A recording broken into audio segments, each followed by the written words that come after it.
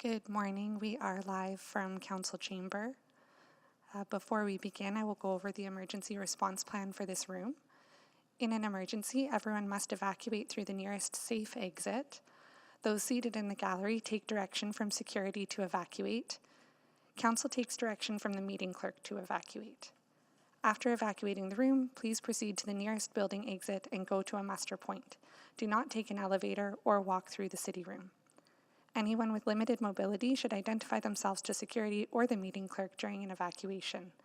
Finally, please speak with security or the meeting clerk if you require first aid. Thank you.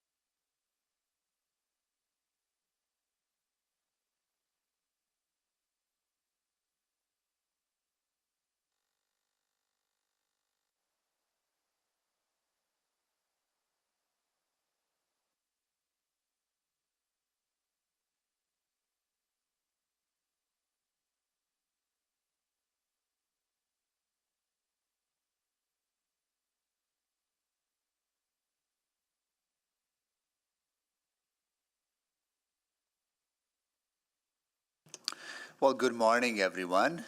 I would like to call this meeting to order. At this time, I would like to acknowledge that we meet on the traditional land of Treaty 6 territory and Métis homelands, and acknowledge the diverse Indigenous peoples whose ancestors' footsteps have marked this territory for centuries, such as Cree, Dene, Saulteaux, Blackfoot, Nakota, Sioux, as well as Métis and Inuit, now settlers from around the world. I will do a roll call of committee members and check if other council members are joining us. I am here, Councillor Salvador. Good morning. Councillor Hamilton. Good morning. Councillor Jans. Good morning. Councillor Wright. Good morning. And I'll see if Councillor Knack. Good morning. Councillor Stevenson. Good morning. Councillor Rice. Good morning. Councillor Principe. Good morning. Good morning.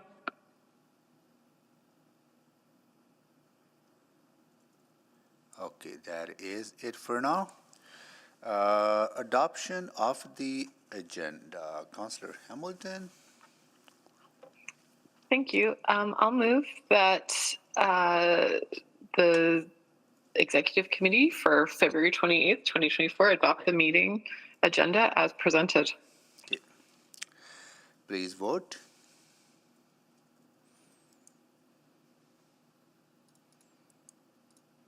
In favor.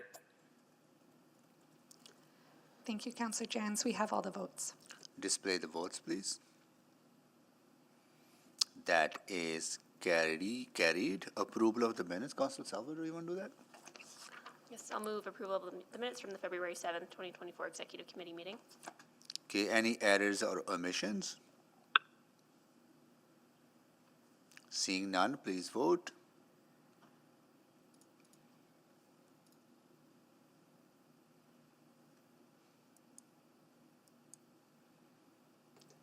We have all the votes, Mr. Mayor. Display the votes, please. The vote is carried.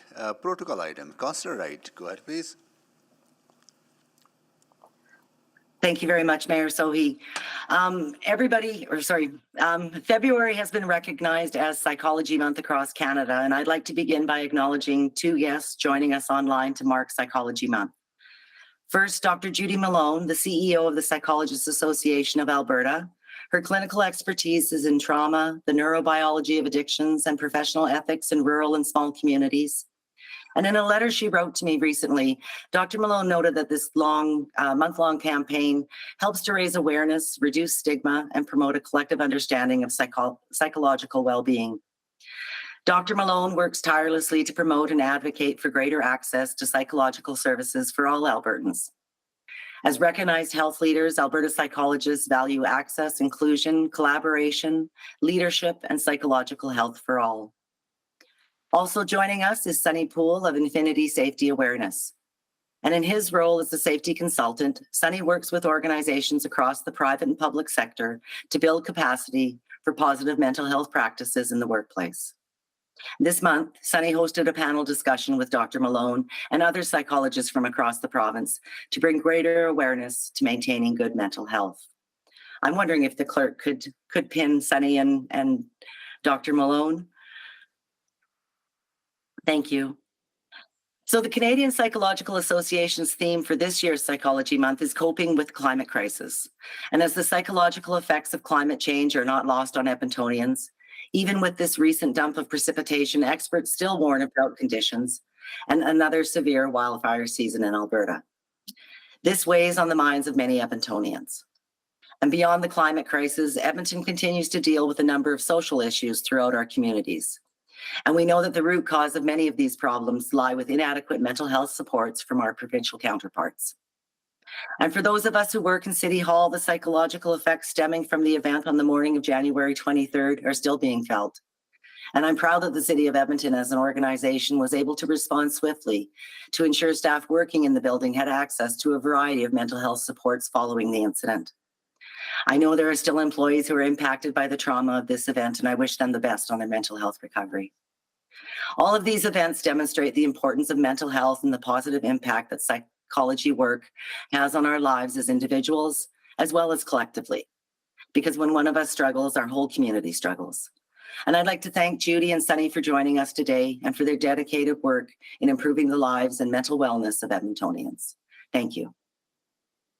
Thank you, Councillor Wright. So let's please recognize Judy and Sunny for joining us and for their work that they've been undertaking. Thank you so much for that. I also have a protocol item.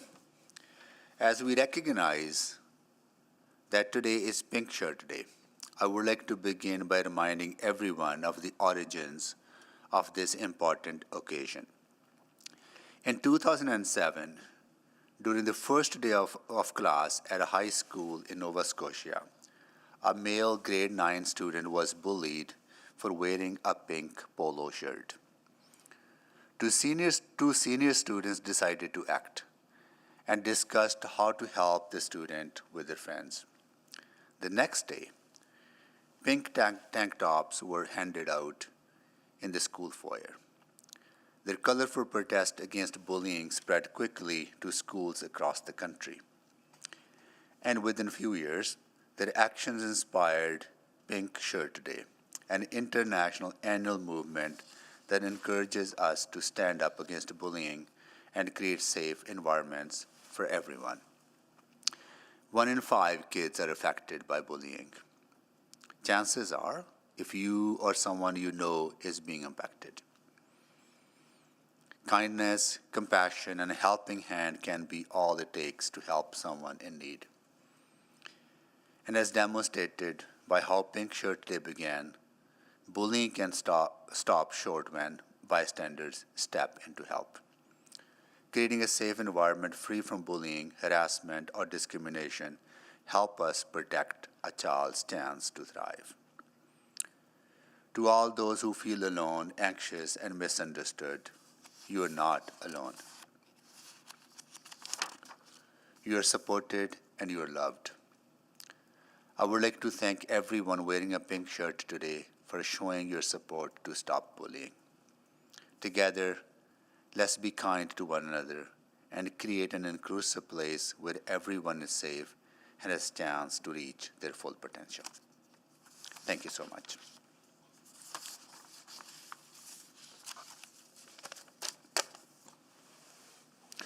So with that, select items for debate.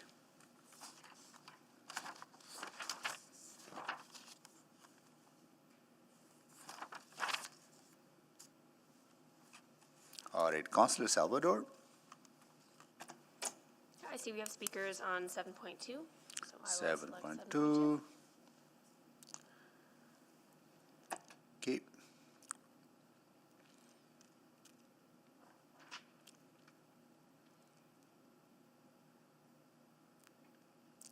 I will select 7.1. Any other selections? I see none.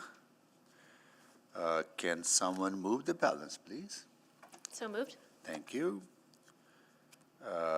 Please vote.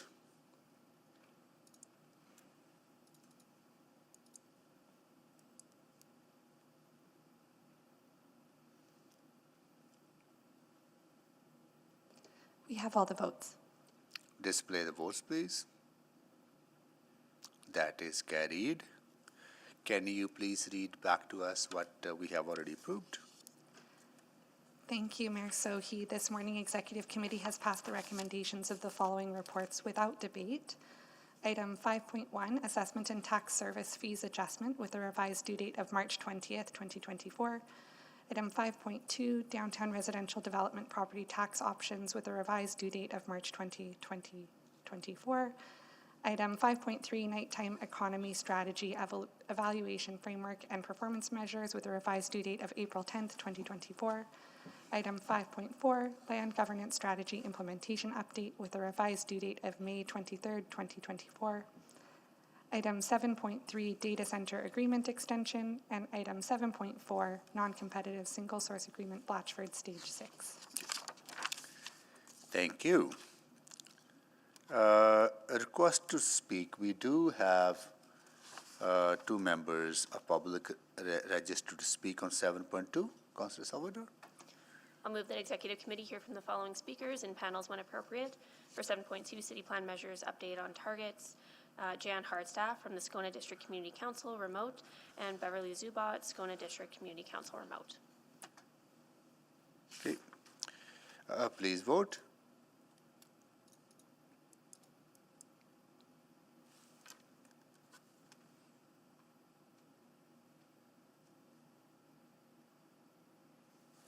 We have the votes. Display the votes, please. That is carried. Councillor inquiries. No. A report to be dealt with at a different meeting? None.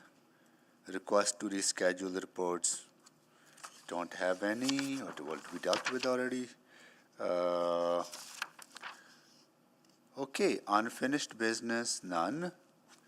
Public reports. We are going to go to our first item of business, 7.1, Ortona Armory Arts Habitat Association of Edmonton lease approval. And I'll go to administration to make a presentation. This was in front of us a few months back, and there were some concerns raised from the community. I think it'll be a good idea for us to highlight if administration has a presentation out the outcome of the discussions with artists and community. Good morning. I'm Carolyn Bull, the Acting Director of the Property Transactions. I have online my branch manager, Bart Jarocki, Robert Jevney, and Nicole Poirier from Community Recreation and Culture Branch, as well as Julian Main from Arts Habitat. We do not have a presentation this morning, but we are here absolutely to answer any questions you have.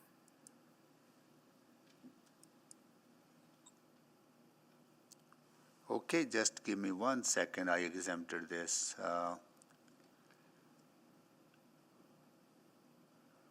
Okay. Do other council members have any questions? Colleagues?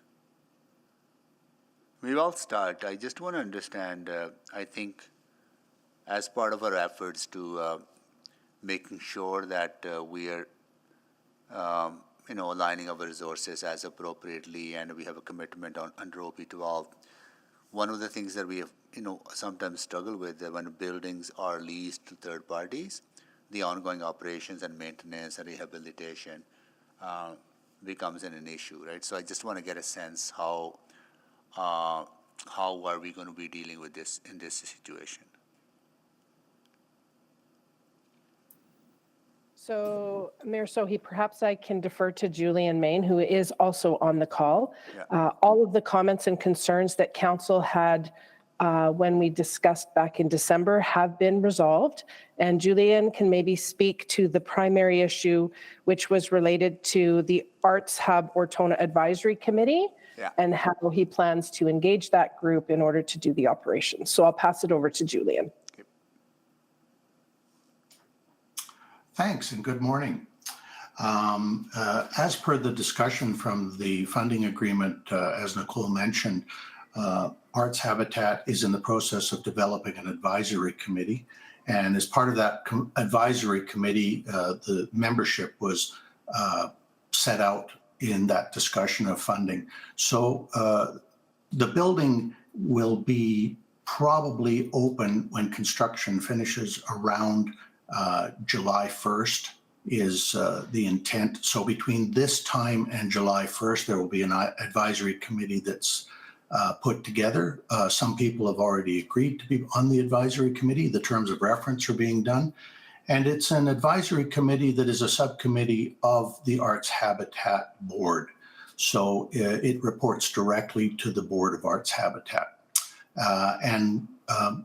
So things are well underway. We're having discussions on a weekly basis. Okay. Well, that's good to know because those concerns were obviously flagged. So Yes. So the previous tenants will be.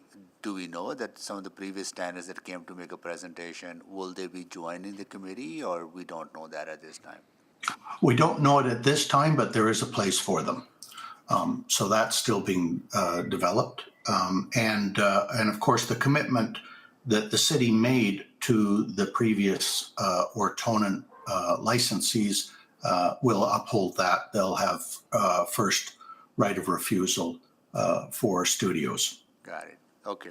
So on the long-term maintenance of the building and the operations, does city have a role when it comes to maintenance, property maintenance, custodial, cleaning, all that, and what role the city will have in the operations and maintenance? So our lease speaks to the costs of the operations being handed to the tenant, to Arts Hab. However, we will be maintaining the building, both capital as well as maining. The cleaning, custodial will be done by the tenant. Okay, so the maintenance, repairs to the building, those are still city's responsibilities. There are responsibilities to undertake. However, those costs will be relayed onto the tenant. Oh, I see. Okay. How about rehabilitation? Same goes through all of that. So rehabilitation, capital, maintenance of the building. We will be doing it. As I'm sure most know, it's a historical designated building. We will be doing it. Costs will be relayed onto the tenant. Okay. Okay. Got it. Mr. Mayor, I'd add, it's Roger Jevon here. The tenant also has to pay $75,000 a year into a capital reserve that will be for those funds. And if there are any surpluses from the building, those funds also go into the capital reserve. Okay. Got it. Okay. Okay, that's all I need to know. Okay, with that, Councillor Tang, go ahead, please. Great, thank you very much. I guess just a little bit more on the advisory committee side of things. I think it's great that you're meeting with folks on a weekly basis, but did you have a chance to reach out to those who came forward and those who, I guess, former tenants? Or And I think I hear it's great that there's a place for them, but I just want to know if we're doing some proactive outreach as well, perhaps more on the arts habitat side. Yeah, thanks, Councillor Tang. Yes, absolutely. On a weekly basis, I can assure you that we're having email conversations and meetings with various people and organizations that were licensed in the previous Ortona Armory situation. Okay, great. And then just so I have some clarity then, so now you are starting to have a list of potential tenants who will be ready to move in once this opens? The application process will probably begin now in an April time. Okay. With the potential end of May deadline for those applications. And at that point, then the decisions will be made and the allocations will happen. Probably for, we still have a couple of months of fit up and so on and so forth once we get the building. So I'm estimating end of August, beginning of September when we're up and running and people are in their studios and things are happening. Okay, good. And then once it opens, I guess, is there what happens from the city side? Are we just mostly providing the support, acting in the landlord capacity, and any kind of programming activation would be the role of the Arts Habitat and perhaps the advisory committee? Is that? Yes, that's exactly it. The city is leasing us this building. We're responsible for the maintenance and the activation of the building, and a capital reserve and property taxes, as Mr. Javny has spoken to. And so, yeah, it falls on Arts Habitat to activate the building, and hopefully, our hope is that the artists in the building will become very much part of that activation.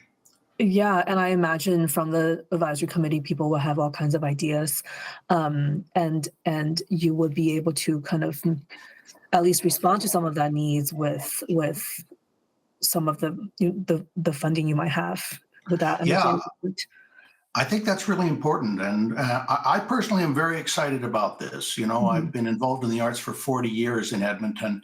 And it's exciting to open a new building. It has a new performance space. I think Edmontonians are going to love this building.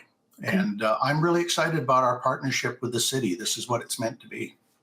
Yeah, thank you. And I guess just one last question. One of the feedback we heard quite a bit about is the rate per square foot, and the increase in that. And of course, in the current climate or in the current economy, there is some inevitable rise in cost. But I'm just wondering if you can speak a little bit more to that. I do see it. There's a bit of a mention in the report. I'm just wondering if you can speak a little bit more about that element of pricing. And is this something that you think artists, and particularly emerging artists, is this doable for folks?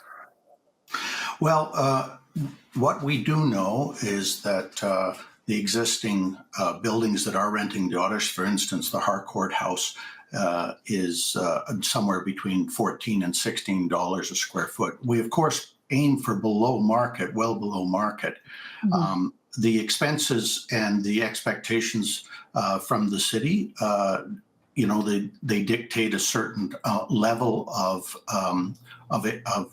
rent that's required from us to make ends meet.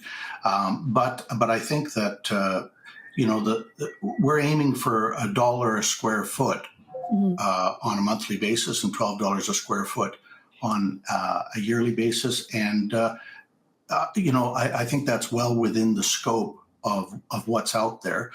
Interesting, speaking with C-Space the other week and the operations down there, similar kind of building that has multiple tenants and organizations in it, and their rent is considerably higher than that. And that's in Calgary? In Calgary, yeah. Oh, okay. So the reality is that the very minimal rent that was being paid by the previous Ortona Armory Tenant Association was really based on a very minimal budget that the city expectations from the building over those 30 years. They really were only responsible for utilities and such. So it was a very small budget they were dealing with. Thank you, Councillor Tang. Councillor Stevenson? Yes, thank you very much. I know that we received a letter just yesterday from the Ortona Armory Tenants Association. And in the letter, they mentioned that they haven't had a meeting yet, or that the Community Artist Advisory Committee hadn't met yet. Could you help clarify that? I know you're mentioning sort of those weekly meetings, but just wondering which groups those are involving. We're meeting with and speaking with individual members from the Ortona, the licensees from that group. The terms of reference are being developed, and the advisory committee has not yet met and will not meet probably until April time, perhaps a late March. Councillor Stevenson, perhaps I can add, we have included in the funding agreement a requirement for this advisory committee, and it is to include the Edmonton Arts Council, the Edmonton Heritage Council, and/or the Edmonton District Historical Society, former tenants, a variety of artists from the community, including the BIPOC and Indigenous communities. And so definitely the intent is within the funding agreement that Julian and his team pull together that committee, and it will be chaired by a member of the Arts Habitat Board. So we're quite confident that that will be coming. It will just take a little bit of time to get that together, and they will advise on all operational items as well as length and terms and who should be in there, those kinds of things. Great, that's so helpful. So the information I can provide back is that there are those conversations to set up the advisory committee. The advisory committee will likely start meeting in April, and there is explicit intention and requirement to involve those folks. Okay, perfect. And then, I think the letter we received also just raised a question, just for clarity as well, just around the report mentions that the exemptions for below market rental don't fully apply here because there may be some commercial and semi-commercial purposes to the buildings. I think that's referenced in the report. And this group is just sort of flagging the question of what are those commercial and semi-commercial purposes. I'm assuming that may have to do with venue rental, for example, for outside organizations, but that's just my guess. I would love to hear a bit more about the intent there. So where we've run into that is some of these artists are commercial. We consider commercial artists as they are selling for profit. So they are not a non-profit organization. So that is a piece, and you're correct with the rentals as well. Those can also fall within that category. Gotcha. So if an artist is producing art in that space that they then sell, that is technically commercial activity, as opposed to, for a nonprofit, we wouldn't see them selling that art. Okay, that's a really helpful clarification. I think that addresses all the concerns that I heard in this letter. Could you also just remind me, sorry, just in terms of the operating agreement, long term, I think that question of affordability is an important one, and I know we've got some good language in the agreement for the first 3 years. Would the intent be that, with subsequent renewals, we would, be looking to ensure that affordability level remains? And yes, from a city side, I'm seeing nodding. And then maybe just to hear from Arts Habitat as well, that's the intent. That is the basic mandate of Arts Habitat, to produce space that is affordable. Affordable is a relative term, as you are more than aware. We're all aware. For some people, affordability is very different than from other people. But we generally, certainly well below market, and the intent is that as this continues, we'll gather more information and have better information on how this building will actually operate and the actual expenses. At the moment, we don't even know what the property taxes are on this building. Right. So, it's a moving target at the moment, but I expect by next year we'll have some really good data. And just to clarify, there's two agreements here. We have our lease agreement as well as the funding agreement. So there is actually not an operating agreement. Gotcha. The lease agreement, and Julian touches on it, the operating costs will be reconciled yearly. So we will absolutely have a better understanding of those actual costs and property taxes. We also won't fully understand until they are assessed based on the groups that are in there, going back to specific to each artist and rentals. So we will have a better understanding on what can be offered as affordable rates to these artists, likely coming up every year. And then that funding agreement too will speak to that piece, especially after the 3-year term. I know Nicole's team has a plan to review that. Yeah, and I'm seeing as well that the report states that future savings or revenues in excess of expenses would be returned to the artist through reduced license fees or improved studio and programming space as well. Great. Thank you so much for confirming all that information for me. Thank you, Stevenson. Councillor Principe. Yes, thank you, Mr. Mayor. I do have a question for Arts Habitat. Most of your funding comes from the City of Edmonton, is that correct? That's absolutely correct. Okay, and do you have funding from other levels of government? We do not.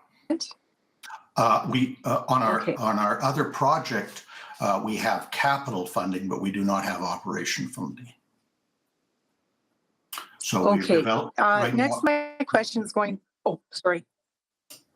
No, that's fine. You can go ahead. You can finish. Sorry. And then I was going to ask Carolyn. You had said costs for maintaining the building is passed on to the tenant, meaning Arts Habitat? Correct. Okay. Whose funding comes from the City of Edmonton? Correct. Okay. And I just wanted to understand, you had said about operating costs reconciled yearly. I was just trying to get an understanding of what do you mean by that? So that is an industry standard. We give an estimate, which is built into our lease. That estimate is based on information that we can provide as of today. Annually, it is reconciled to actual costs from the past year, and then a savings will either be handed over to the tenant, or if it is above and beyond what we have charged them over the last year, we will be looking to get that delta from them as well. Okay, I see. And then I have heard some concerns from artists, I think we all have, about higher administrative costs. And then, those resources are not going towards the artists themselves. So is there anything that we can do at this time? Nicole, I see maybe you have... Yeah, so just to be clear, this is related to the lease and the operations of the building. When it comes to funding of artists, that funding for programming and for artists and their grants comes through the Edmonton Arts Council. So I think it's important that we're clear that this is related specifically to the animation and activation of the building, and all of the costs that come with the taxes, the operating expenses, and those kinds of things are the pieces that Arts Habitat will be managing. They will also be looking to do some community programming and ensuring that connection within that the artist community and the Rossdale community are happening. Does that okay, right. So, well, for leasing, I just want to ensure that we're making sure that the artists are able to afford to lease out the space, and that, that we're making sure that the resources are going to the intended, to what we intend it to go to help the artists. Yes, and to help with that as well, Arts Habitat does have a responsibility to come back to council on an annual basis per the funding agreement to do reporting. So once the building is up and operational, that's why we've done an initial 3-year funding agreement, so they get some time to understand how the facility is going to operate. However, regardless of that, Arts Habitat has a responsibility and will be coming back to council in Q2 annually to provide you an update on where they're at, and administration per the agreement will also be overseeing that. Yeah, okay, great. Thank you. That's it for me. Thank you. Thank you, Councillor Principe. I was asking more question on the sustainability of the building, but I really want to emphasize and get Julian's take on this, like how exciting this is for the arts and performing community. Yeah, I think that this is a very, we haven't seen a lot of new buildings open up, and And I think this is a brand new space. We need studio space desperately. There's a real need for it, and it. You know, there's another exciting part is that the city has invested a considerable amount of money into this building.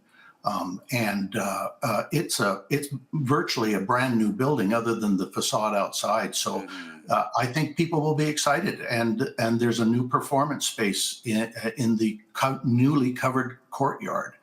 So yeah, it's a great thing in 2024 for this to open. It's very positive. Yeah, so what are we going to do to celebrate that once the building is ready to open?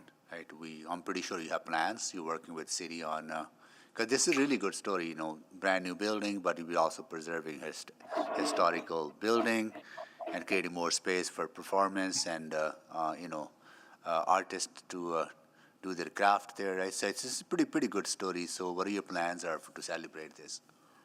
You know, those are being developed right now, of course, but the intent certainly would be that by the end of August, beginning of September, the public will be invited into the building. There'll be open houses. There'll be, you know, performances and that sort of thing. And I think a real celebration of that, you know, it's, yeah. Yeah, I think there. And we certainly want to have all the councillors come down and have a look at the building and celebrate with you. Well, look forward to that. I think it's very, very important for us to celebrate good stuff that is happening in our city.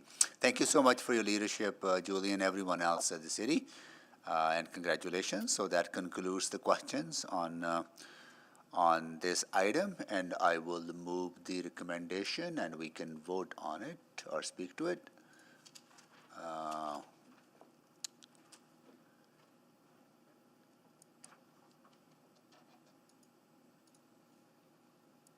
There you go. The motion is on the floor that the lease agreement between the City of Edmonton and Arts Habitat Association of Edmonton, the terms and conditions outlined in Attachment 1 of the February 28, 2024 Financial and Corporate Services Report FCS 02224 be approved, that the lease agreement be in form and content acceptable to City Manager.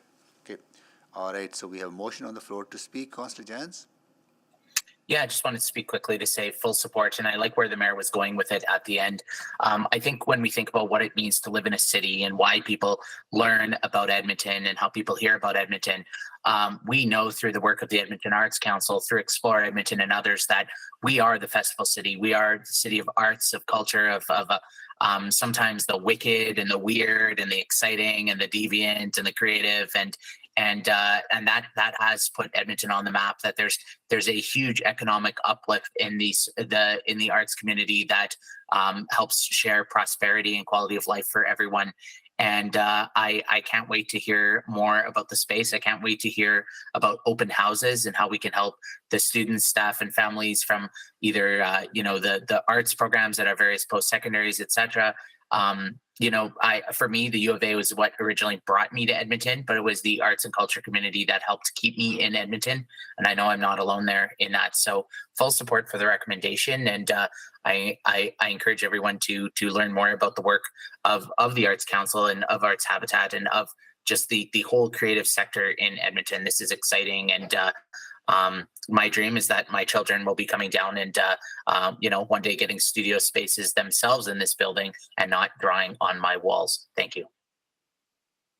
Yeah, thank you, Councillor Jans. It's very important that we highlight the good work that community and city council and administration is doing to support our arts and cultural communities, and they're so integral to the kind of city we want to build, but they're so integral to attracting more people to come here, more investment into our city. So it's part of that economic attraction as well. So look forward to that celebration. So with that, I'll call the vote. Please vote.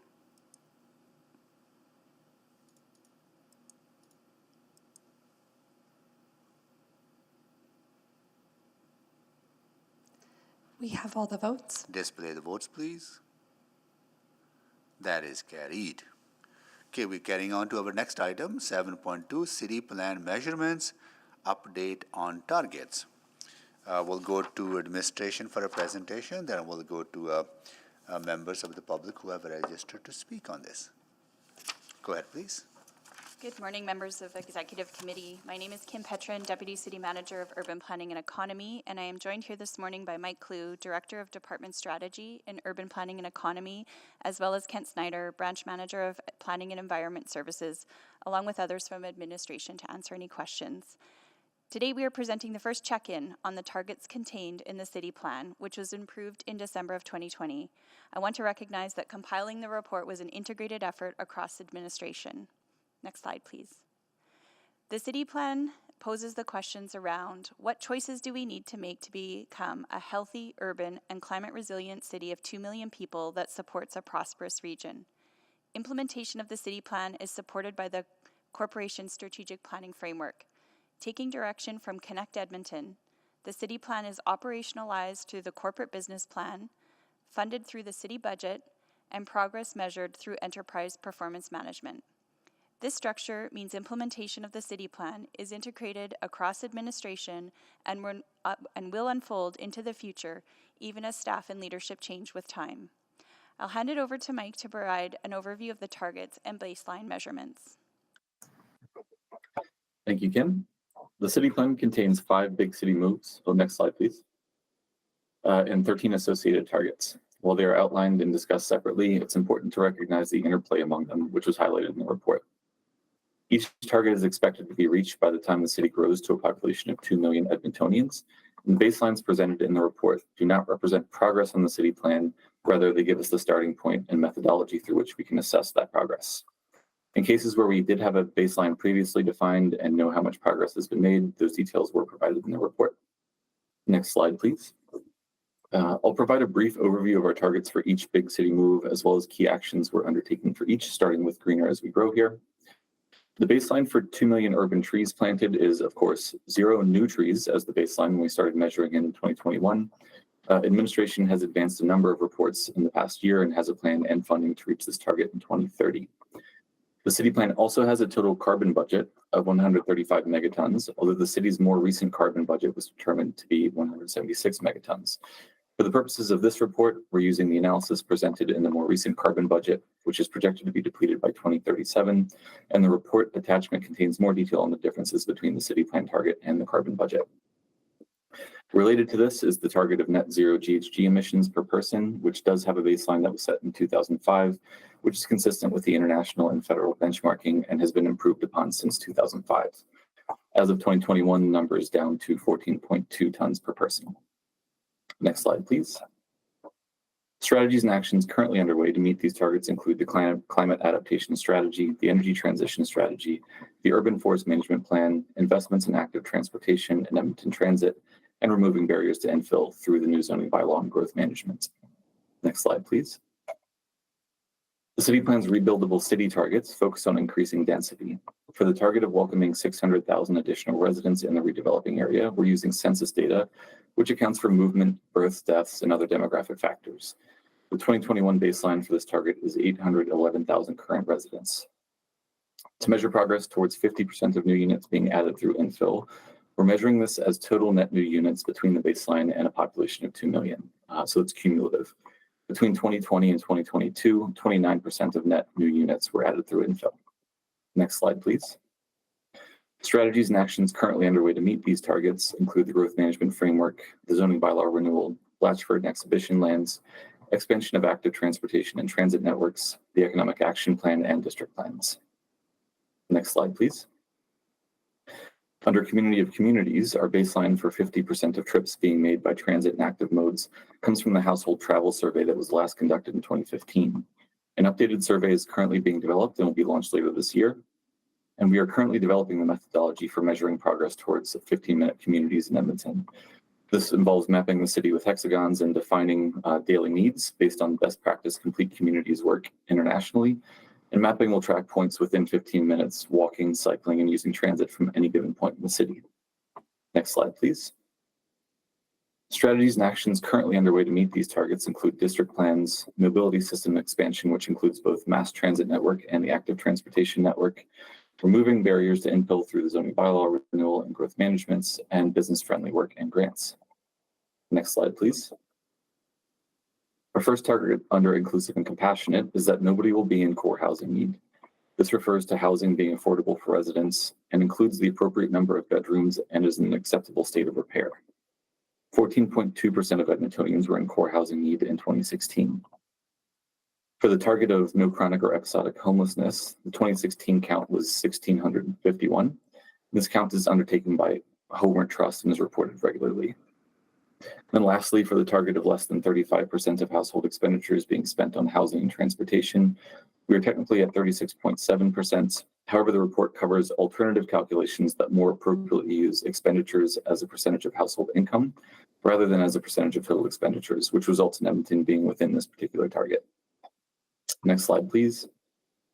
Strategies and actions currently underway to meet these targets include the community safety and well-being strategy, affordable housing strategy, corporate homelessness plan, community plan to prevent and end homelessness, Indigenous framework, anti-racism strategy, and a GBA plus approach for all city projects and initiatives. Next slide, please. Under Catalyze and Converge, our last big city move, Edmonton held 75% of employment in the 13 regional municipalities in 2016 versus the city plan target of 70%. For the remaining two targets, we're currently developing the methodologies for measuring these. The innovation corridor geography in the city plan is from NAIT to the U of A main campus along the LRT route. And as outlined in the report, administration is aligning our methodology for measuring this with the method used by Edmonton Unlimited. And the results tracked by administration will be a hybrid of the city plan definition and this industry practice by including innovation jobs and other hubs around the city, not just in the innovation corridor. Data and measurement relies on the business census, which is being worked on and matured by 2026. Similarly, measuring employment in nodes and corridors relies on the business census and completion of district plans, which are both currently underway. Next slide, please. Strategies and actions currently underway to meet these targets include the Economic Action Plan, regional partnerships, downtown vibrancy strategy and Chinatown Economic Recovery Initiative, business-friendly supports and grants, investment in the mobility system, removing barriers to infill through the zoning bylaw renewal and growth management, and maturing the business census. Next slide, please. As we move forward, the big city moves targets will be measured and analyzed at each population horizon. And this timing ensures that we're able to look back and measure impacts of the work that will occur between each horizon and assess how new levers of change are applied or approaches are adjusted. In between those population horizons, administration will continue implementing the city plan and monitoring and adjusting through the strategic planning framework, which includes enterprise performance management. In the short term, there's more work to do to gather and publish useful data and develop methodologies for the remaining measures and targets. Furthermore, we're making investments in modeling capabilities that will allow more data-driven policy to implement the city plan, including carbon and financial impacts of different scenarios. Thank you. We'll be pleased to answer any questions you have. Well, thank you for the presentation and your work. At this time, we will open for questions from committee members and council members. Councillor Salvador, you selected this. We got to go to members of public. We have 2 members of public to speak. I will actually check. Jan Hardstaff, are you there? Yes, I am. Thank you. And Beverly Zabat? Yes, I'm here. Okay, got it. Okay, we'll go to you both. You'll be heard in panel, and each of you will have 5 minutes to make a presentation. Oh, you know this. You've been here before, right? So it's a pretty familiar ground for you both, right? So please go ahead. We'll start with Jan. Thank you, Mayor Sohi. Administration's report provides the first set of performance measurements to determine if the city plan is achieving its big move targets. The city plan states, as we work towards these targets, supplemental indicators and data will be important to understand the plan's overall success and long-term impact, and to ensure the city plan remains relevant and responsive to emerging opportunities and trends. Connect Edmonton says indicators are nimble and adjustable systems of monitoring change and progress. Are adjustments or additions to the city plan necessary to respond to significant change the city has experienced since 2020? The report acknowledges COVID impacted where we live and work. Homelessness has almost doubled. Households in core housing need have increased 20% since 2015. Household expenditures have increased with inflation, and the severity and frequency of climate change events are increasing. Slide 2, please. Scona District Community Council recommends the city review and define targets. Where none are provided, establish baseline indicators and clearly define them. One key recommendation is to monitor and report data for each big move by district wherever possible, in addition to citywide. Adding new targets to some big moves would allow the city plan to adapt and adjust to changes and trends along with new or supplemental monitoring indicators. We appreciated the report identified connections between each of the big moves to enable the city to identify and mitigate negative impacts as well as opportunities to maximize beneficial outcomes.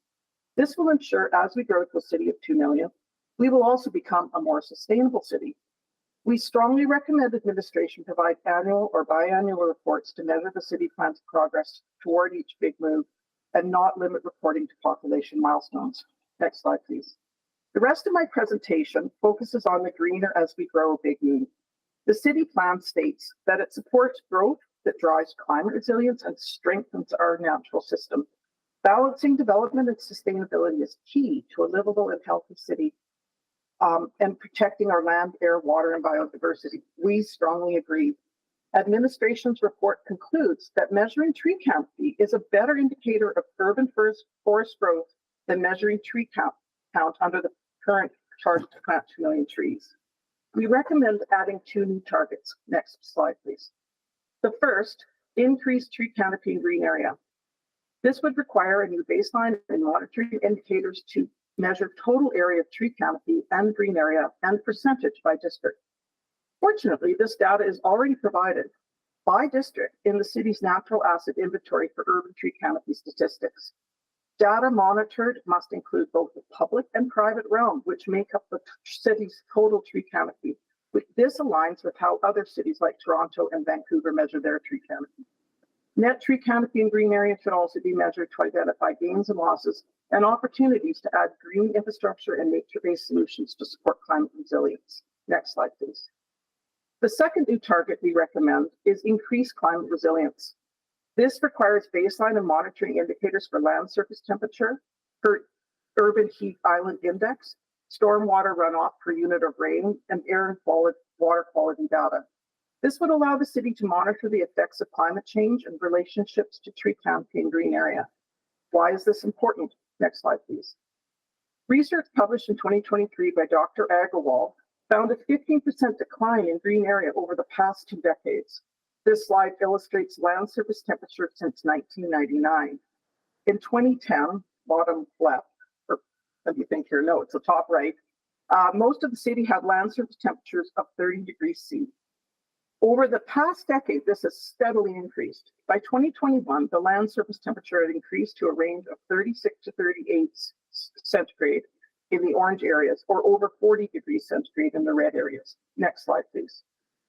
This corresponds to increases in surface urban heat island intensity in the last decade. Between 2011 and 2016, most of the city had urban heat island intensity between 6 to 8 degrees centigrade above rural temperatures. In the last half of the decade, more areas had intensities exceeding 8 degrees centigrade above rural temperatures.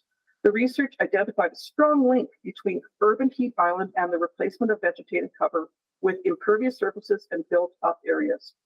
The findings support new greener as we grow targets to increase and protect tree canopy and green area during development and redevelopment and increasing climate resilience. Thank you very much, and I would be happy to take any questions. Thank you so much, Jan, for joining us. Next, we'll go to Beverly. Zubat, go ahead, please. Yes, I too am speaking on behalf of Scona District Community Council, and I want to convey our thanks to the research team who brought together all the city information and prepared this city plan measurement report. This is valuable work, and it will become even more valuable as we have more baseline data and future measurements are provided.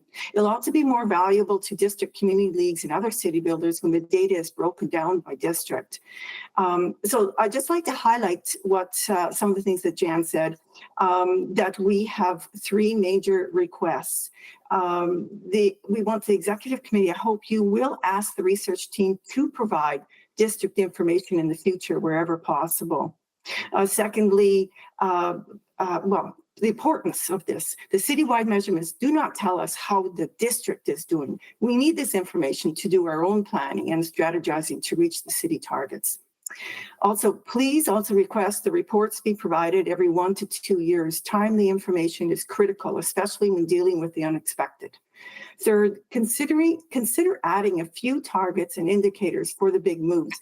Now, Jan has already talked about some indicators for greener as we grow. And I would like to discuss additional measures for the other big moves. The Scona District Council position paper lists a number of indicators. Realistically, the research team may not have the capacity to do it all. Thus, I will highlight the ones which are very important plus easy to do. For the rebuildable city move, add an additional target, and that is 0 vacant sites within the Henday. If the city has achieved 50% new units added through infill, but we still have large tracts of long-time vacant land within the Henday, the city has failed. We could not claim to be a rebuildable city, but we certainly could claim to be a rebuildable city if the vacant lands of the exhibition area, stadium area, Blatchford, and the quarters were all redeveloped, in addition to scattered small pockets of long-time vacant land around the city within the Henday. Now, that would be success on many fronts. The large vacant brownfield sites are large enough to have an impact on the achievement of all the city targets if they are comprehensively planned with the city targets in mind. And the beauty of developing vacant lands is that it does not require the destruction of what already exists. There is no loss of existing affordable housing in places of work, or displacement of neighbors, or demolished buildings filling the city landfill, or the additional carbon sink that goes into building, destroying what is already there. So the monitoring of vacant sites should be easy. Open Data has an inventory of vacant lands within the Henday. The data set was created in 2014 and updated annually. However, the data set was last updated February 2022. It would be valuable to continue to update the data set and monitor progress towards 0 vacant lands. Then under inclusive and compassionate, we recommend monitoring the number of non-market housing units in each district. I believe the city is already monitoring. And I think the target of the city has been 16% non-market housing distributed throughout the city. I think that's one of the policies that the city has adopted. And then under community of communities, we encourage the research team to continue developing a method to determine the extent to which there are 15-minute communities that allow people to easily complete their daily needs. And we'd also like to add that community leagues would be, I'm sure, would be more than willing to help develop that list of daily basic needs that are so important to our communities. So as our population grows, we'll also want a method of monitoring the adequacy of our park spaces. Please provide the amount of park space, hectares per 1,000 population by neighborhood and/or district. This statistic was once provided for every neighborhood. It was on the city website. It should be easy to provide it again. We look forward to the next city plan target measurement, and thank you for all your work on this. Thank you so much for joining us, to both of you. We'll see if there are questions from committee members and council members to both of you.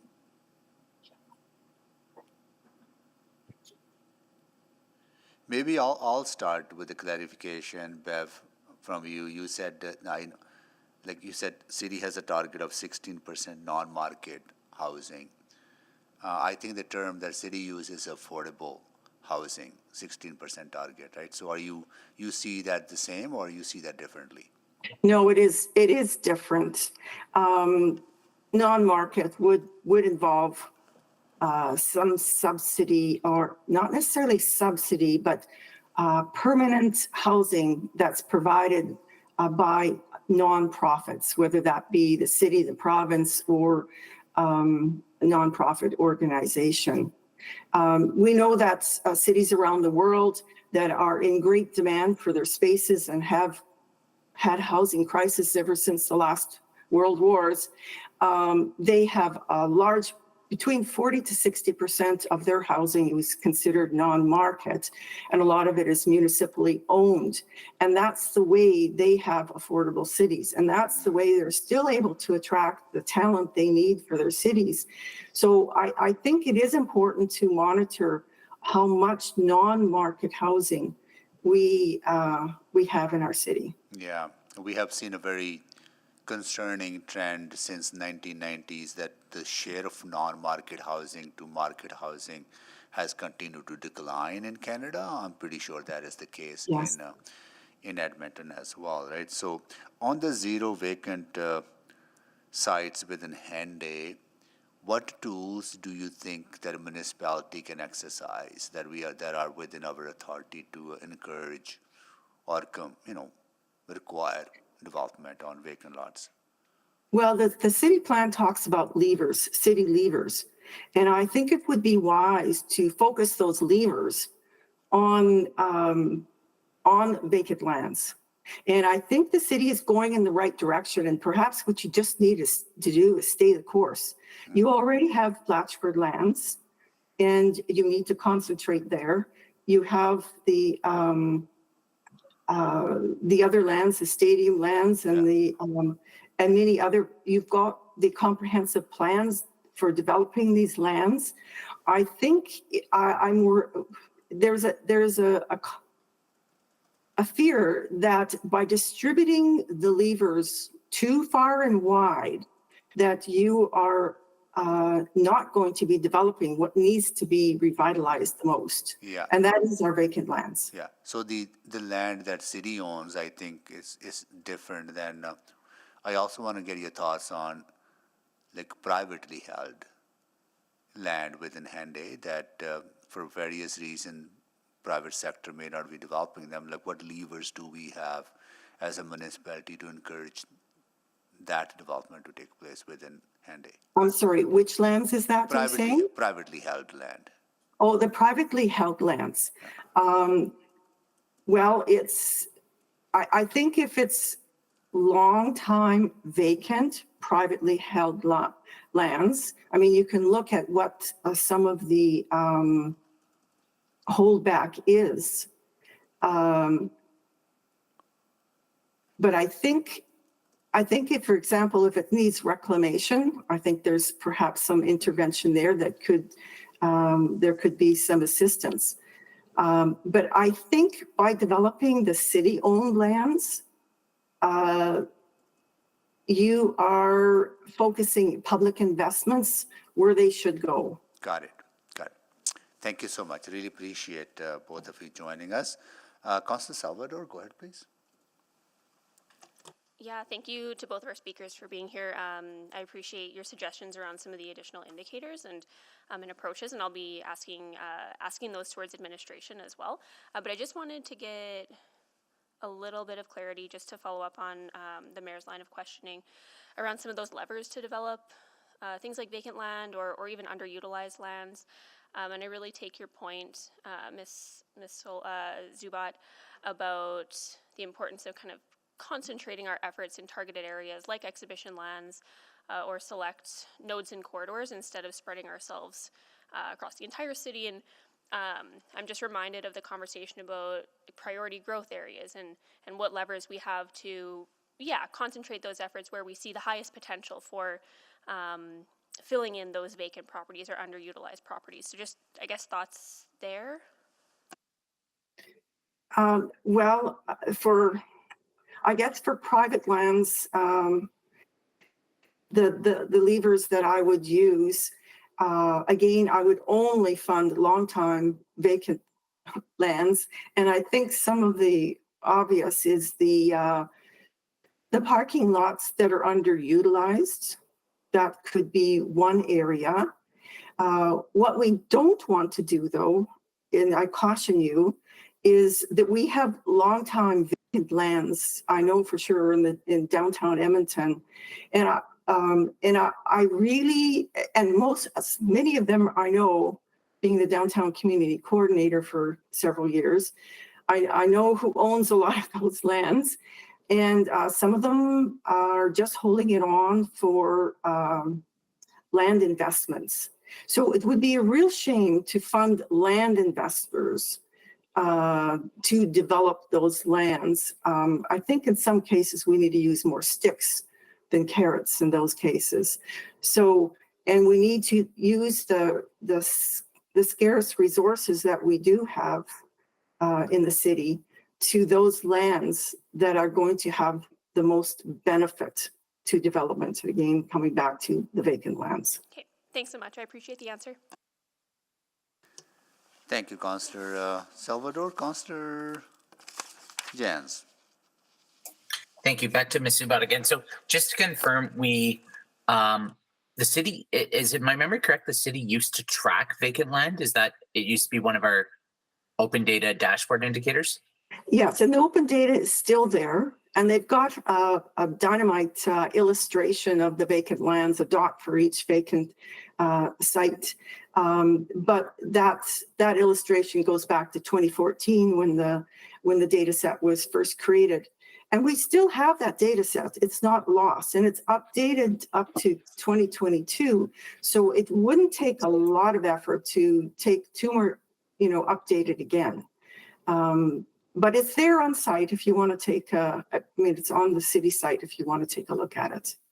Okay, all right, excellent.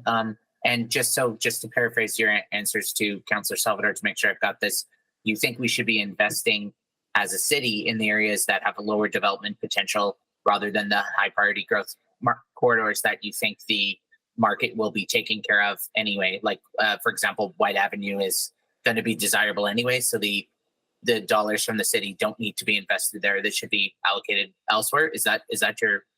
That is true. That's exactly what I know Scona District folks have been saying for a long time. That don't focus on those areas that are now thriving. The market will take care of that. What we need to focus on is those areas, particularly those tracts of land where the city does own a lot of the land and thus can, with some authority, even do some zoning because you own the land, you're the owners. Right. But the other lands, it's a bit questionable. If I can jump to Ms. Hardstaff or guest Hardstaff for a second.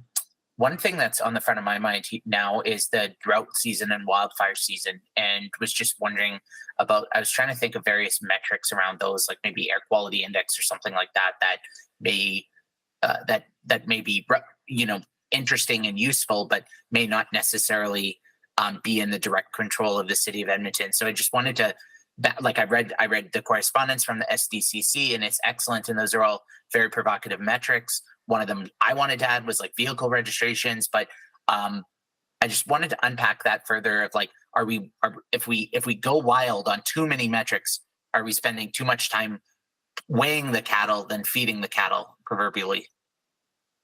Well, thank you, Councillor Jan.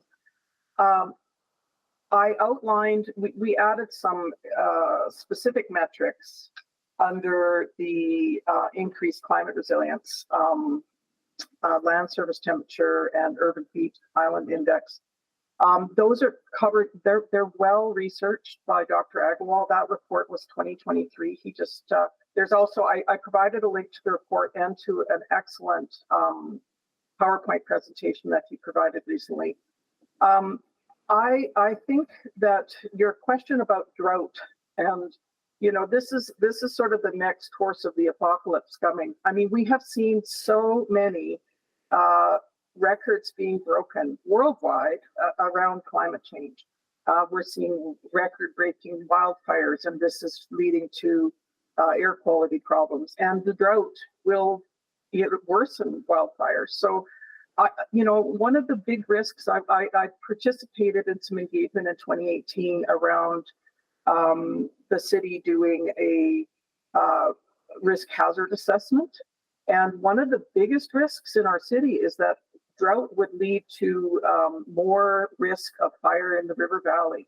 And as you saw in Kelowna, the fire jumped 2.5 kilometers across the lake. So this would put households at risk all along the river valley. I mean, I really think that the city plan, Greener as We Grow, the only climate resilience target is plant 2 million trees. That falls far short of what we need to have as a target to achieve climate resilience. And it's acknowledged in the report that we really need to be measuring tree canopy, but we need to be measuring other things to make sure that the impacts of future development and redevelopment in our city don't have knock-on effects of negative impacts to climate resilience.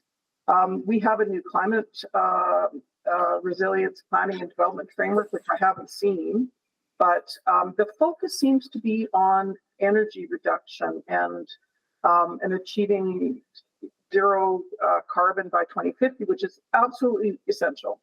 But I think we also need to focus on climate resilience. In just 3 short years since the city plan has been approved, we've seen tremendous change, and the city plan needs to respond. I'm sorry, I'm out of time. Thank you, Councillor Chance. Councillor Rice, go ahead, please. Thank you, Mayor Sohi. I really want to thank Jan and Beverly and for this great presentation. You can see lots of great work and behind this presentation. So my question is related to the 3 asking in the presentation or suggestion.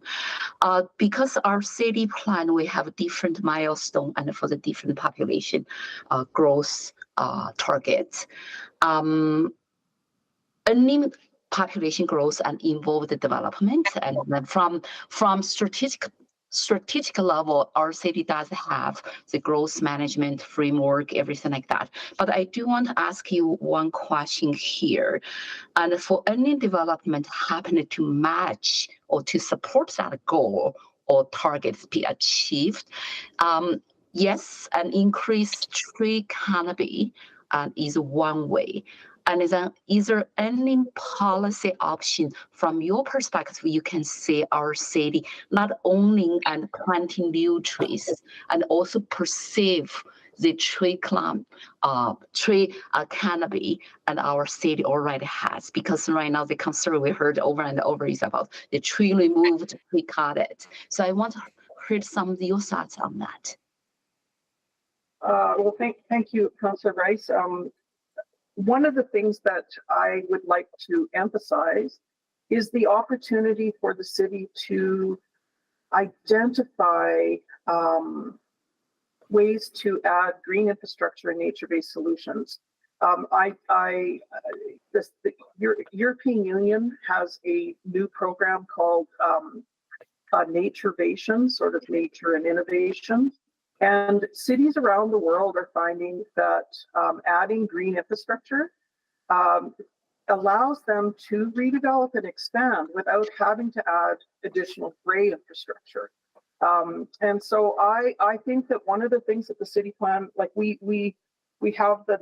recommend this new target, increased climate resilience. One of the new indicators could be the number of new green infrastructure and nature-based solutions being added in the public realm.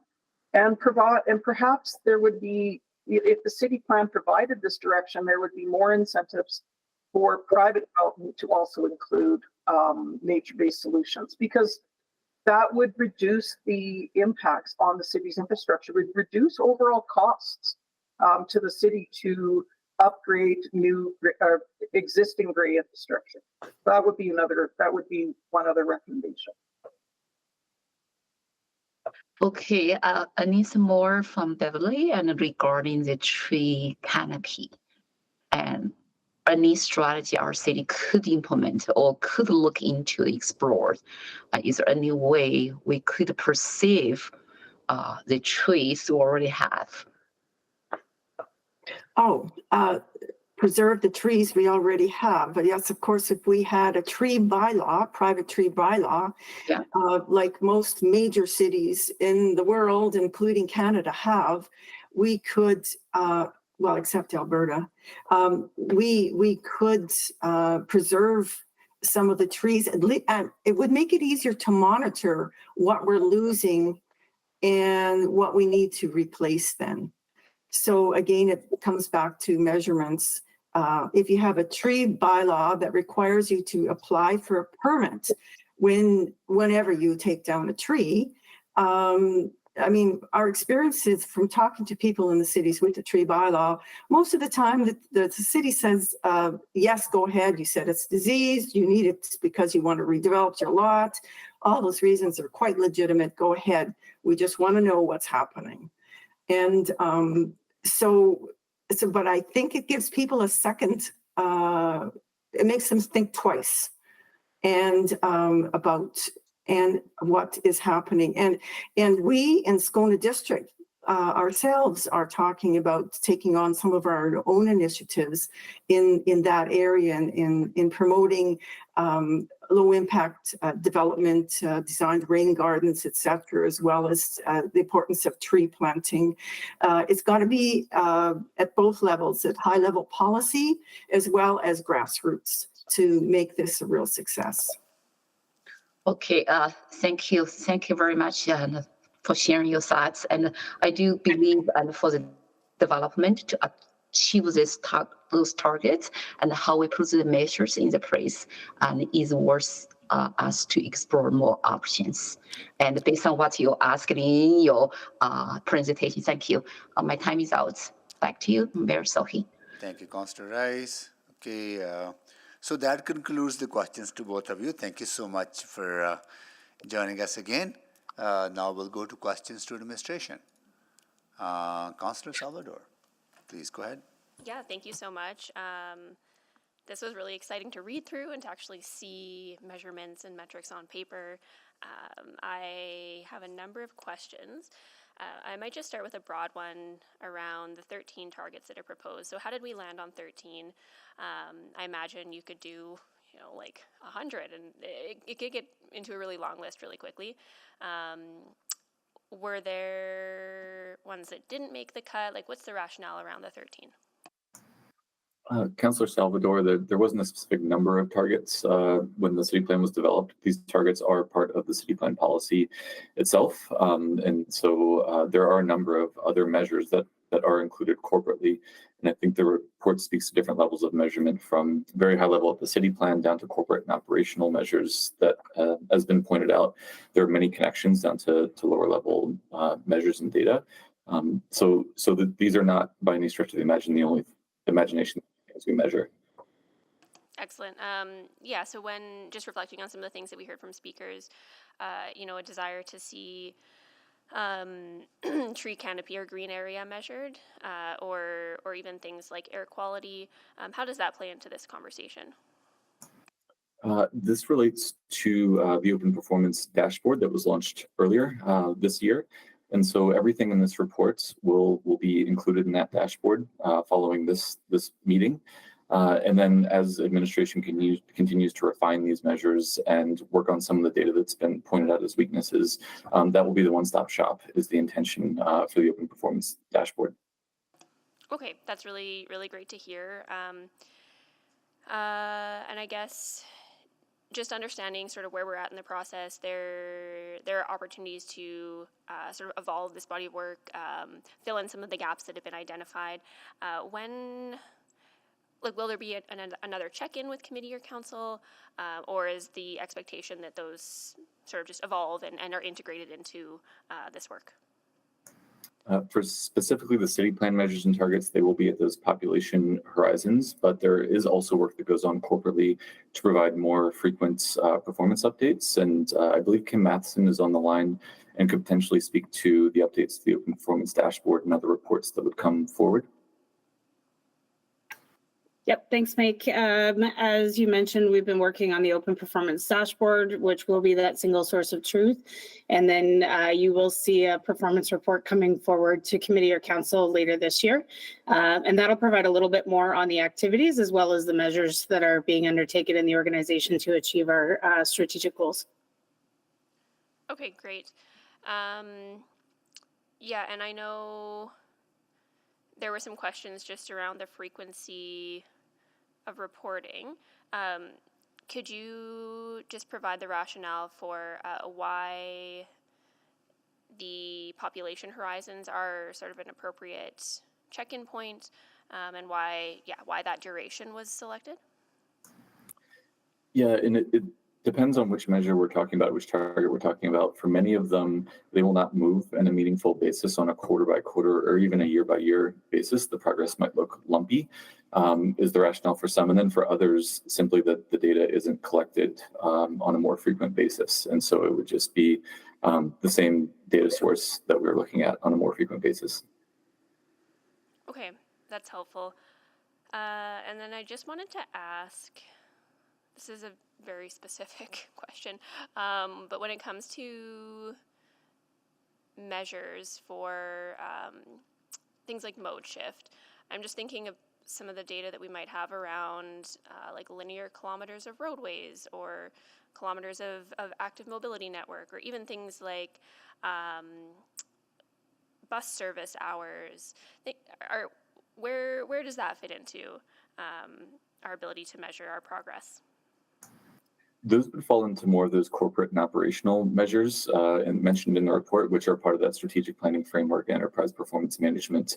Because I think what you're hitting on is the cascading connection from very, very high level long-term targets all the way down to what are we doing operationally today. Yeah, absolutely. Okay, I'll probably come back for another round. Thank you. Thank you, Constable Salvador. Constable Jans. Yeah, so thank you. I really enjoyed reading this report. There was a ton of progress listed that was very exciting. And I mean, my mind started going into full like whirlwind mode about all these other things we could be tracking or doing or including. I guess maybe just one more time, just from the top, like what is the point of this report today? Thanks for that question. In the future, these reports will be about measuring progress. The real important part of this report is setting the baseline and also clarifying how we will measure progress on these targets. To collect the data, understand the shortcomings, and agree on a common methodology so that results over time are comparable to identify trends is really the important part of this report. So are you looking for feedback from council today on like, did we get the right metrics? Are we setting the baseline properly? Like what are you looking for from councillors? The report is for information. I think it's important to understand how we're thinking about measurements on these things, and they should inform many high-level decisions throughout the year at this high strategic level. Because I mean, I appreciate the work and the research, but I do have some questions about some of the specifics, like trees planted versus tree canopy, or as Councillor Salvador mentioned, some of the other pieces here. And I'm trying to get a sense of like, are the baselines still up for negotiation, or are the criteria still up for negotiation? Like what is the how do we want to do the evaluation here? Welcome all feedback on anything in the report on how we are measuring any of the targets. It's also very valuable to hear questions on what would be useful that's not in the report that could be included in other parts of enterprise performance management and provided through other channels. Okay, so I have a bunch. It'd probably be just from a governance perspective, it'd be easiest to follow up offline. So I'll maybe take a meeting. Like for example, the Scona District Community Council sent over a list of like very exciting recommendations. So I'd like to evaluate those. And also I'm mindful of, we can measure anything, but it'll cost money. And ultimately, what do we do with these metrics, and how does it inform our decision making? So I'm thinking about that. Can I just get clarity though, as a new councillor, like city plan was passed in 2020, is that correct? Yes, correct. And there was a ton of suggested metrics within city plan. So was the process here that admin then took that and parsed it down to these ones as the most relevant, or how did that journey to here start? Well, that is a long process. There are strategic measures included in the city plan as well that relate to these targets. And so it was a matter of finding the most meaningful targets and the most meaningful measures that would get us towards those targets. But surely there are other things that we are measuring and could be measuring on these big city moves. And then how does this interface with our carbon budget as well? As mentioned in the report, the original city plan target around emissions was done before we had the carbon budget. So there is work administratively right now to make sure we're monitoring using the more up-to-date carbon budget in all our reporting here. Okay, good. Yeah. All right. Well, I'll follow up offline. Councillor Jans, can I just have one comment about the city plan target? Yeah, please. So the 13 targets there that show up in today's report, you can go back, everyone can go back and look in the actual city plan document, and the document that was given 3 readings and had the public hearing, and those are specifically pulled from that time. So what the report shows today is not new metrics or targets or massage necessarily, but straight from what council adopted and what the community spent years and thousands of hours deliberating on together and working together on what they thought as a community would be appropriate and understandable targets if we roll up and look at the entire city. So just wanted to point out that there's nothing new here. There is a direct correlation to past public engagement and what council adopted. Oh, so what we're seeing today, these are identified already through the city plan engagement process. Correct. Oh, interesting. Oh, okay. Well, that's helpful. Yeah. All right. Well, yeah, again, excellent work. And I'm just wowed at how I see Councillor Knack just put out a blog about how we've grown 100,000 people in the last 2 years. So the future is coming at us fast. Good. Thank you, Councillor Jans. Councillor Wright. Thank you very much. I guess forgive my ignorance. I'm not as conversant in the city plan as some of my colleagues, maybe that were part of the development of it. But I'm just wondering, if the city plan was approved in 2020, why aren't we using, I guess, statistics in that as of that date for a baseline? Is it because other work was already underway in things like greener as we grow? There are some targets that baseline measurements were just available from farther back, such as greener as we grow, but it was approved in December of 2020 was when the city plan was approved. Right, but I'm looking back at, there's some, 2005, I think, was the GHG emissions, and 2021 for the trees. Oh, I guess that's after the city plan. Okay, that's okay. But yeah, why don't we take it from 2020, where we were at in 2020, and how, use that as the baseline to determine what the targets would be? In many cases, Councillor, it comes down to what is the most recent data available. So, for example, the household travel survey was not updated. Often census information is not provided annually. On 5-year increments is when we get some of that. So to nail it down at such a specific point in time is difficult for many of these. Okay. Just availability of that. Okay, so the other concern that I have is the affordability. I'm familiar with, CMHC's affordability being 30% of gross income. Why are we changing that now to a percentage of household expenses? There seems to be some confusion about that one, Councillor. If you go look in the city plan document, as Kent pointed out, the actual official city plan target is based on percentage of total expenditures. And so in the report, we've actually highlighted that it's probably not the best way to measure. So in the report, we recommend using percentage of total income rather than expenditures. So it's one of those instances where over time, we've realized that was not the correct way to measure, but it's in the policy document itself. Okay, but so we will be going back to gross income, or we are looking at gross income? Correct. Okay. And then Ms. Zubat had mentioned about parking lots and vacant land, and maybe not using carrots so much. Are there sticks that we can use? I might ask Hueda to weigh in on that one. Yeah, and I think Ms. Zubat also spoke about the levers of change that can be applied, and that's certainly the work that we're doing through the growth management framework, is trying to identify what are those appropriate levers that we apply. Specifically, we're focused on the priority growth areas, which are a subset of nodes and corridors. So I certainly think there is room to do that, and I think we are looking at that as administration. Okay, and we will be updated if any policy changes are needed? Absolutely. Okay, awesome. I think that's all the questions I have for now. Thank you very much. Thank you, Councillor Wright. So, in the last 4-year budget, 2023-2026 budget, we made significant investments in tackling climate change, economic development, housing. Have we forecasted those investment into whether we achieving our targets on these big city moves? We have not been able to conduct that modeling exercise, Mayor. We are making investments right now in a modeling platform that will not give us a perfect crystal ball into the future based on these decisions. And most of the time it is quite an undertaking, but we are making investments to be able to do that.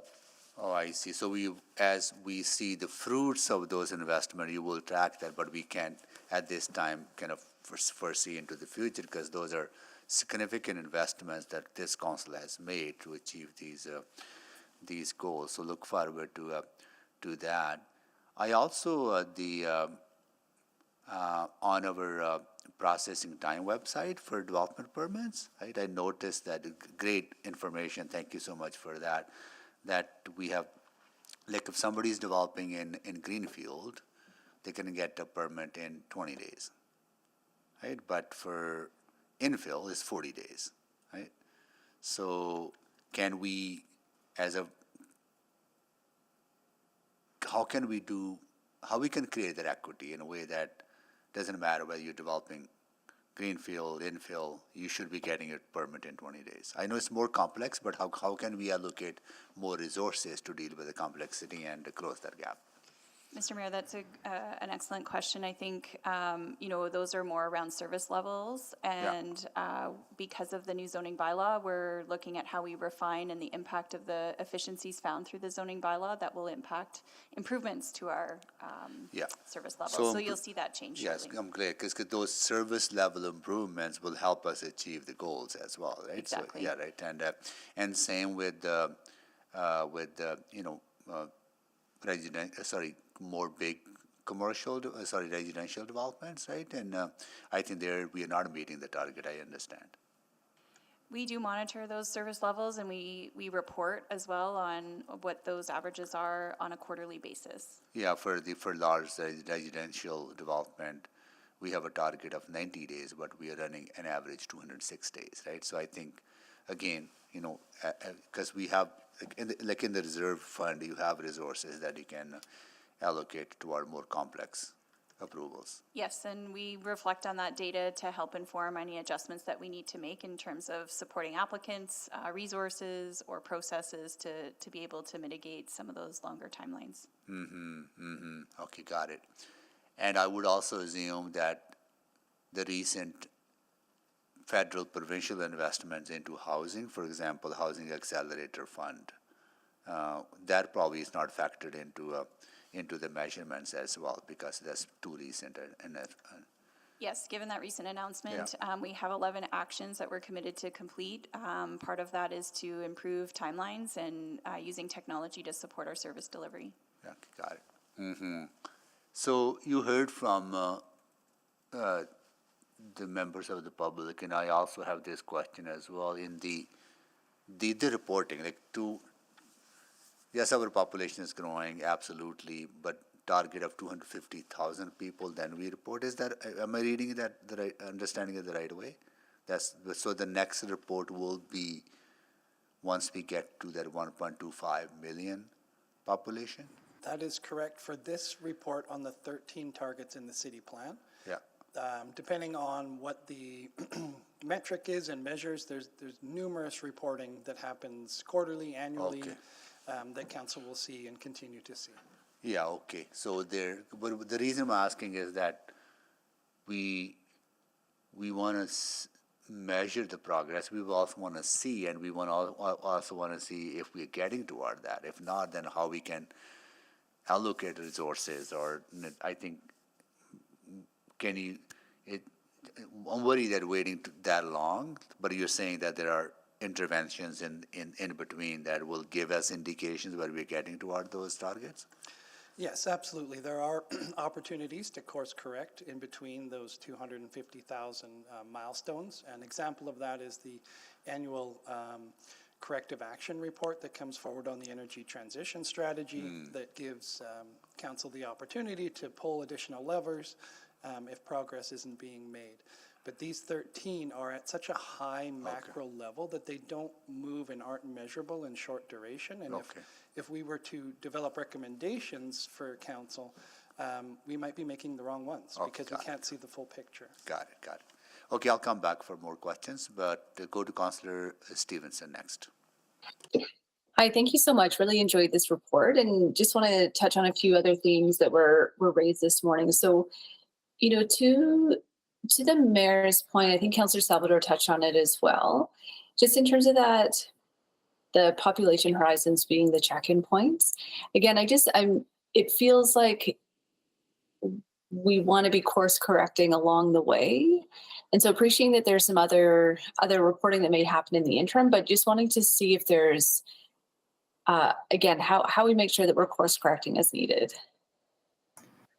Councillor, I think that's the intention of including the city plan as a major driver in our strategic planning framework, where we take these long-term outcomes and in the corporate business plan identify the most impactful actions we can take to reach the outcomes, and then the more frequent reporting comes at a more granular level through enterprise performance management.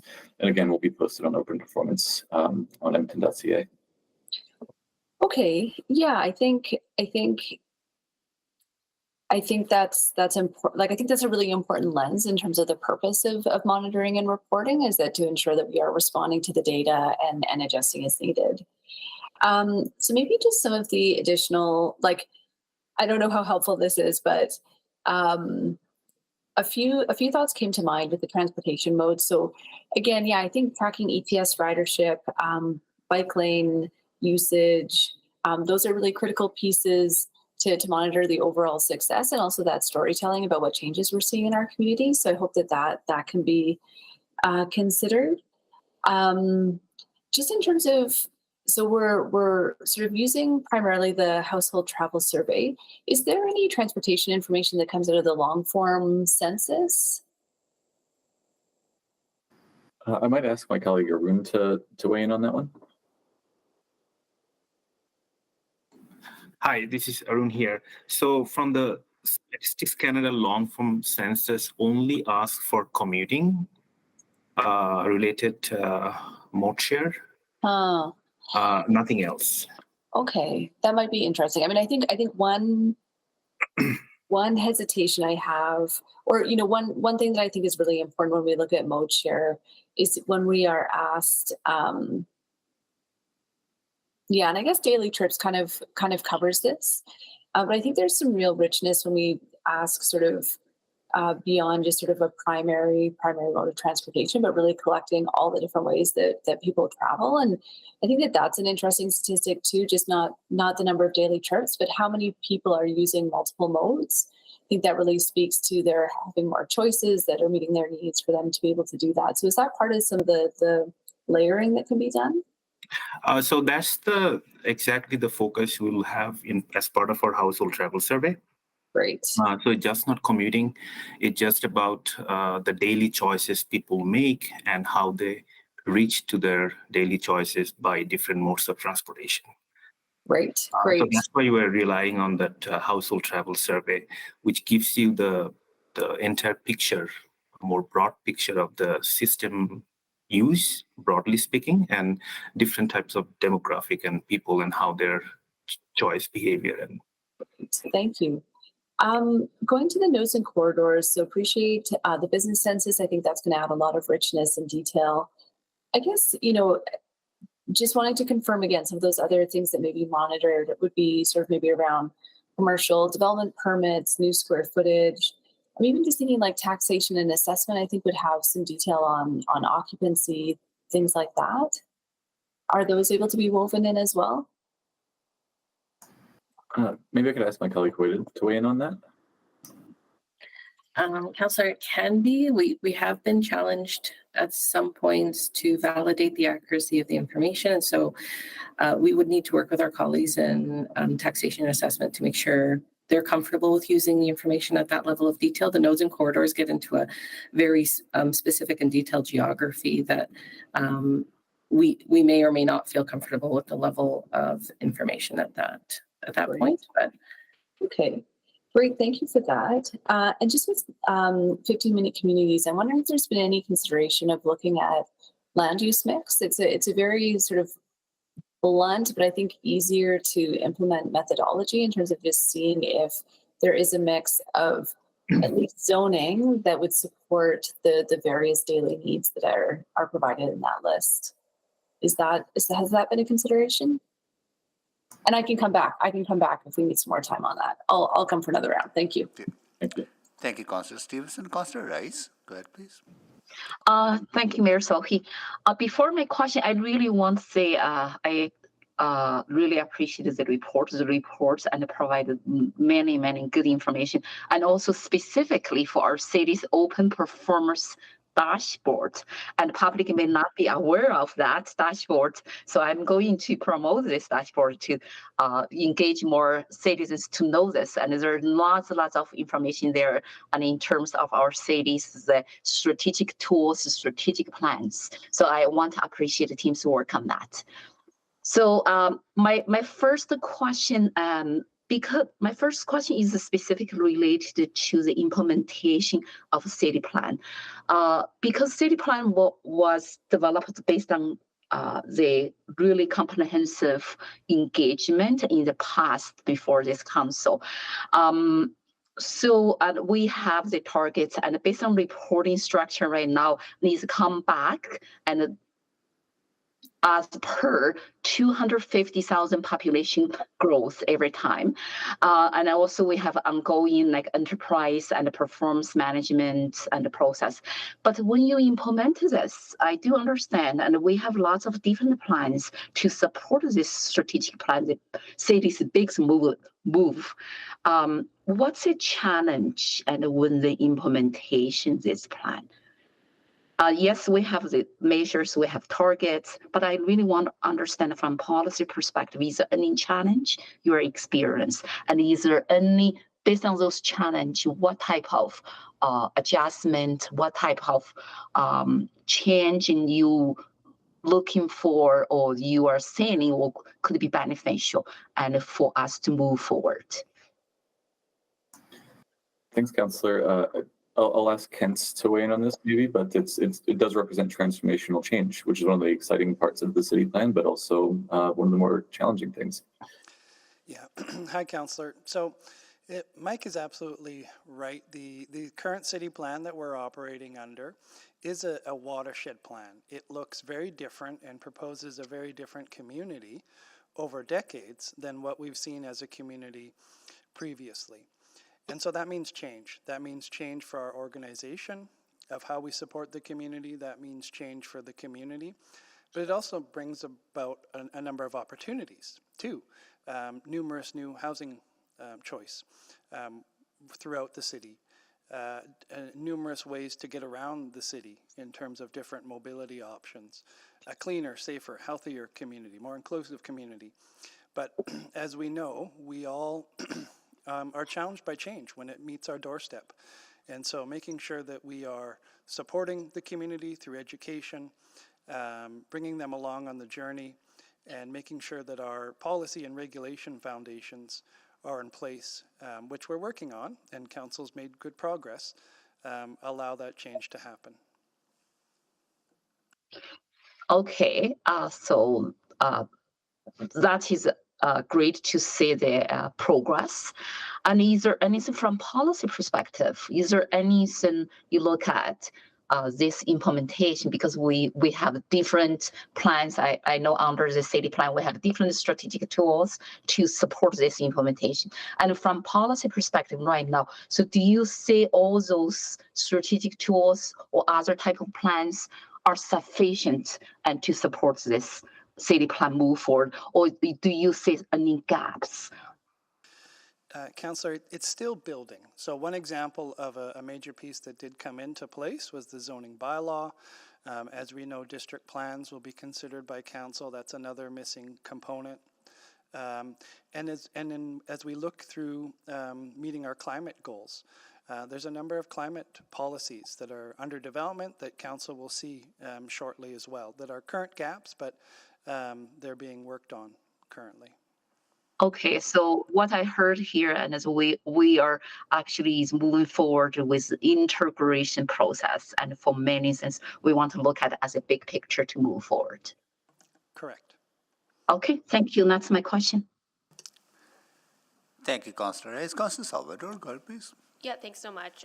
So I just want to, I guess, hone in on not necessarily the reporting timelines, but how this work and how this measurement can help inform investment decisions.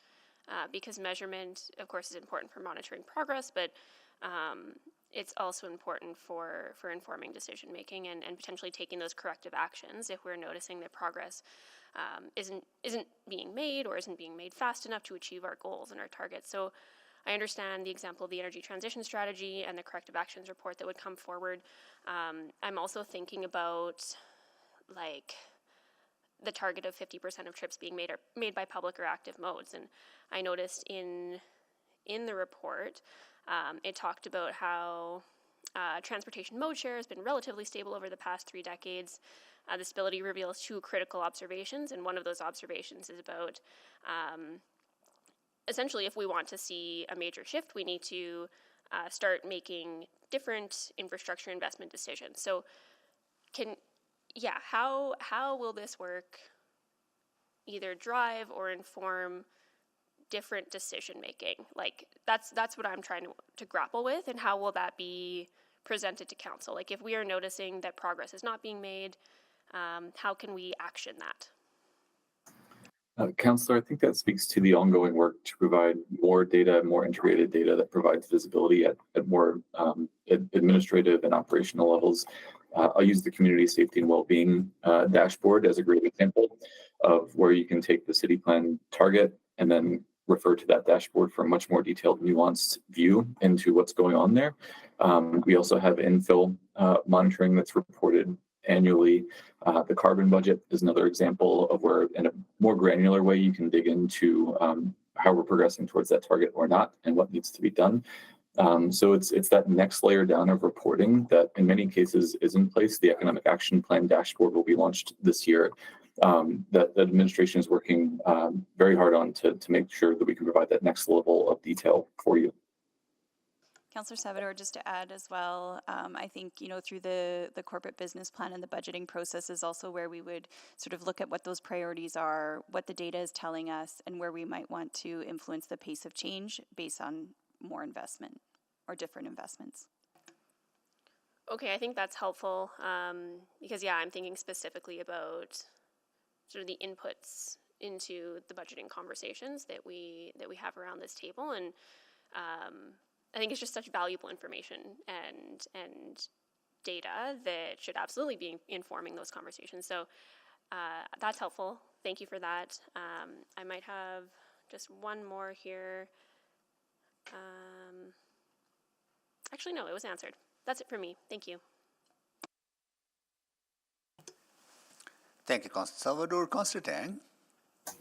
Great. Thank you very much for this report. This certainly was on my radar and highly anticipated. It's always good to know where we're at after we implement a policy. And I guess just on dashboards, if I could just get some clarity, we have lots of great dashboards, we reference and use them all the time. Will you at some point see some kind of consolidation of that in reference to a lot of these indicators, city plan dashboard? The open performance dashboard is where we will put these indicators and is meant to be the place, and maybe Kim Matheson can elaborate on plans there. No, sorry. No, it's okay. Glad to hear that. And I had thought that might be the case. Just wanted that confirmation.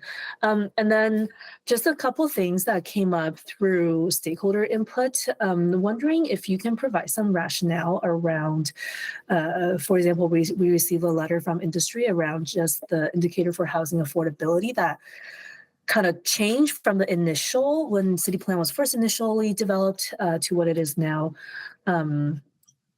for example, at the beginning it was referencing the CMHC definition. Can you just kind of provide a rationale for why that might be different now? Yeah, so what was outlined in the letter was actually an agreement with what we've recommended in the report. So the city plan policy document itself contains the target that's based on percentage of total expenditure. So looking at household and expenditures in transportation.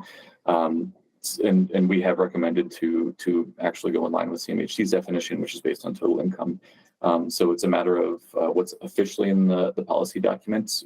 We can't change right now through this report, but within the report, we've provided that alternative analysis.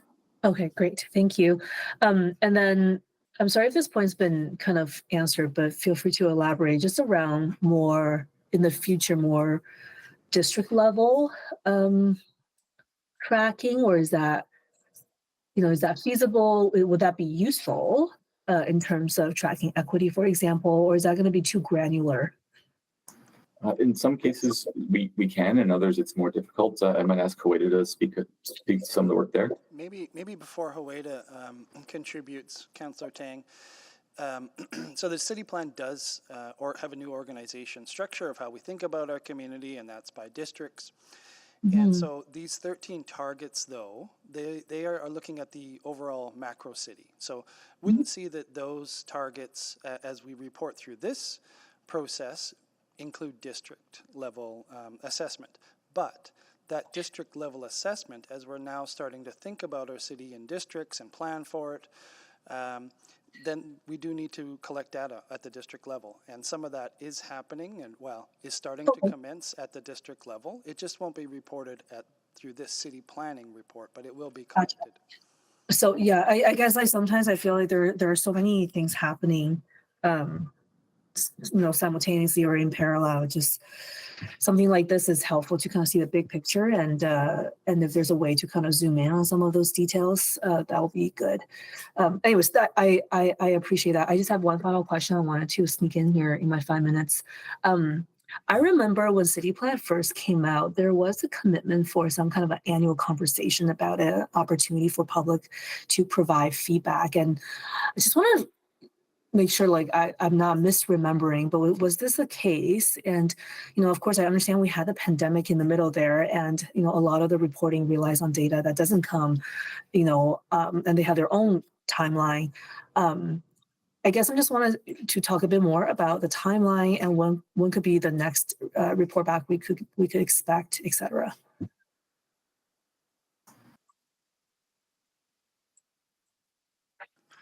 Councillor Tang, I'm not remembering the annual sort of conversation, but what I would say is that as it relates to city plan implementation, this continuous monitoring, setting these baseline targets and measures are really important for us to see when do we maybe need to make adjustments to city plan, if there are course corrections that we need to make, or some transformational shift that would require a reflection on city plan and perhaps some amendments.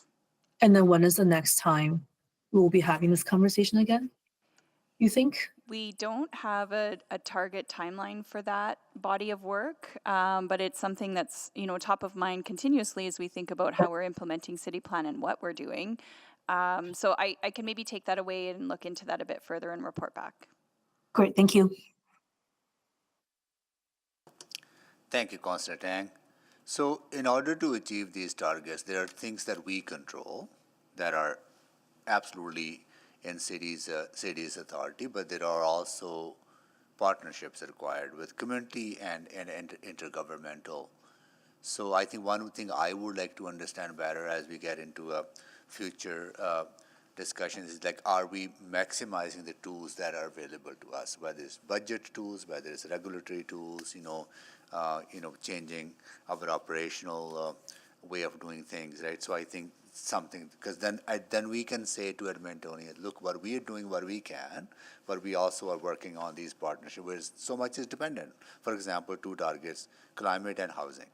There's so much dependent on other partners stepping up. I think I would like to understand that better, because otherwise people will say, you set these targets, you're not meeting them. But that we also need to say meeting them would also require partnerships. City building is certainly a team sport. Yeah. There's not just one player in this ecosystem. And so as we, as a corporation, look to implement city plan in an integrated way, we're all looking internally around how to strategize, invest, and nurture to best be able to do the implementation work. And certainly, you know, city plan talks about the importance of partnerships, leaning into partnerships and finding those partnerships based on what the priorities might be, and housing and climate are really good examples of where that's happening. Yeah. I think it's important to understand that we are so much dependent, but that doesn't mean that we should not be leveraging our tools. I think we need to absolutely leverage what we have, what we can. Right? So that's what I'm trying to understand. With this way of communicating. On the some of the specific risks, I think we heard from speakers, drought is absolutely a concern, and we have a target of 2 million trees to be planted.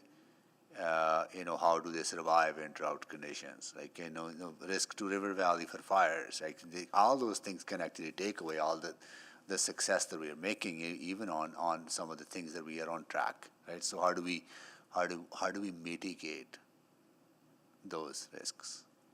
Right. I believe there is an update coming on climate adaptation later this year, and I might ask Chandra to speak to that.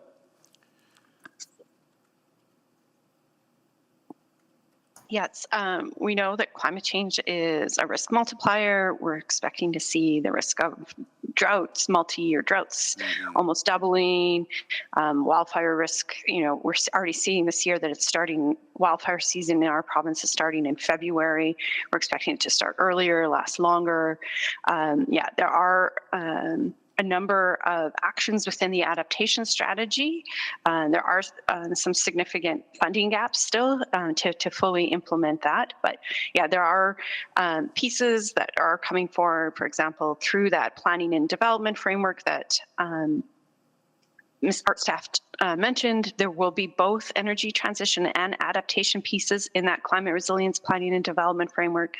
So there's work underway, but there are some significant gaps. Yeah, if I could just add, Mayor, the strategy is good, and we'll do that work. You're going to see more and more immediate actions coming forward to council. And I think the first one that you're going to see that is very different from anything we've done in the past is the mitigation efforts to get ready for this summer's fire season. There's two big concerns we have is the parks and the river valley, of course, and so we're going to be taking some additional steps that we've never had to take before to protect and be ready for the river valley. And the second one is we're going to be, I thought we did a really good job last year and we were ready to help neighbors who had to evacuate, but I think we're going to have to be more ready to do that. And so we're going to take some additional steps in terms of activating other areas we haven't had to activate in the past to accommodate visitors. So Yeah. So are we going to be looking at kind of prioritizing those, right, within the, I know there's a lot of other mitigation efforts needs to be taken, absolutely, but there, droughts and fires caused by drought, I am really worried about this year. Those are going to require immediate mitigation efforts this spring, which we're planning now, and we'll present to council as soon as we can get that on your plate. Yeah. Got it, okay, good. I'll give you an example, like for the first time ever, we're actually thinking about hiring or being on standby, having a helicopter water bomber ready to help us with River Valley fires if we need that sort of thing. That's something we haven't had that close to readiness before in the past, but we're looking at it this year. Okay, good, thank you. Out of time, Councillor Stevenson, you were on the list. Well, thank you. I can just speak to this. Thank you, Mr. Mayor. Okay, and with that, I do have one additional question, which is related to, absolutely emissions reductions, mitigation, absolutely important. But I also saw in the report that you state that we actually need to start removing emissions from the atmosphere or whichever way, right? So can you speak to that? Like, what tools are available to us on that? Absolutely. I'll defer to Chandra. Yeah, so our work in terms of understanding where emissions are coming from and how to reduce them, we see, potentially a 15 to 20% gap that we are not able to reduce emissions. So there's 15 to 20% of Edmonton's emissions today that we're going to have to find ways to remove from the atmosphere. And so that could be through technology, like carbon capture technology, but it's also through nature-based solutions, such as tree planting, that sort of thing. Okay. So can we deploy carbon capture, storage, utilization within our cities' operations and context? Like how does, like I know it works really, I mean, big industrial developments look at that. Are there smaller scale applications of carbon capture and storage utilization? There is. We're in the process of piloting one this year. I think it's still in the design stage. So it would be on one of the recreation facilities, for example. We're it's an emerging field that we're testing right now. Okay, great. Okay, thank you so much for this. Appreciate it. And one last question. This was raised by members of public as well. We're tracking that we're not meeting is the ratio of social affordable housing and market housing, right? We have seen that ratio decline. Am I understanding that? Because I saw somewhere that we are, I think, 15,000 affordable or non-market units in the city when we have close to 400,000 total units in the city. That's about a little more than 3% of total units, but we have a target of 16%, right, of affordable.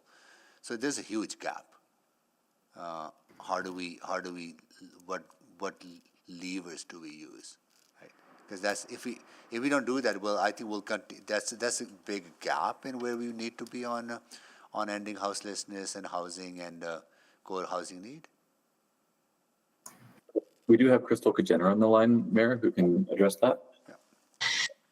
Sure. So I would just, to answer your question, Mayor Sohi, yes, the overall share of non-market housing has declined over time. We don't have like the specifics in terms of that percentage decline because South Canada only started tracking non-market at the municipal level in 2020. But we do know that social housing, affordable housing, and non-market housing has not kept pace with population growth, and that Canada as a whole has approximately less than 5% social housing, and Alberta has less than that as well. And Edmonton's share is just, as you said, close to 3%. So it has not kept pace. And in terms of levers that we have available to us, the council just approved a new affordable housing strategy. Yeah. And along with that, we also have our affordable housing investment plan, which makes investments in grant funding and also providing land to support the creation of more affordable and non-market housing. And we're also planning to bring back a update to the investment plan later this year that will align with the new strategy and account for other budget decisions that have been made since it was last published. Because I noticed that number and I was really concerned. Like even not we're half like overall we have seen nationally social housing decline, but when you look at nationally, there's 5%. Here we are 3%. That's even further concerning, right? So I think that's why it's so on the other efforts around houselessness and housing emergency, more efforts on that end. Okay. All right. Thank you. Appreciate that. So that concludes the questions to administration on this.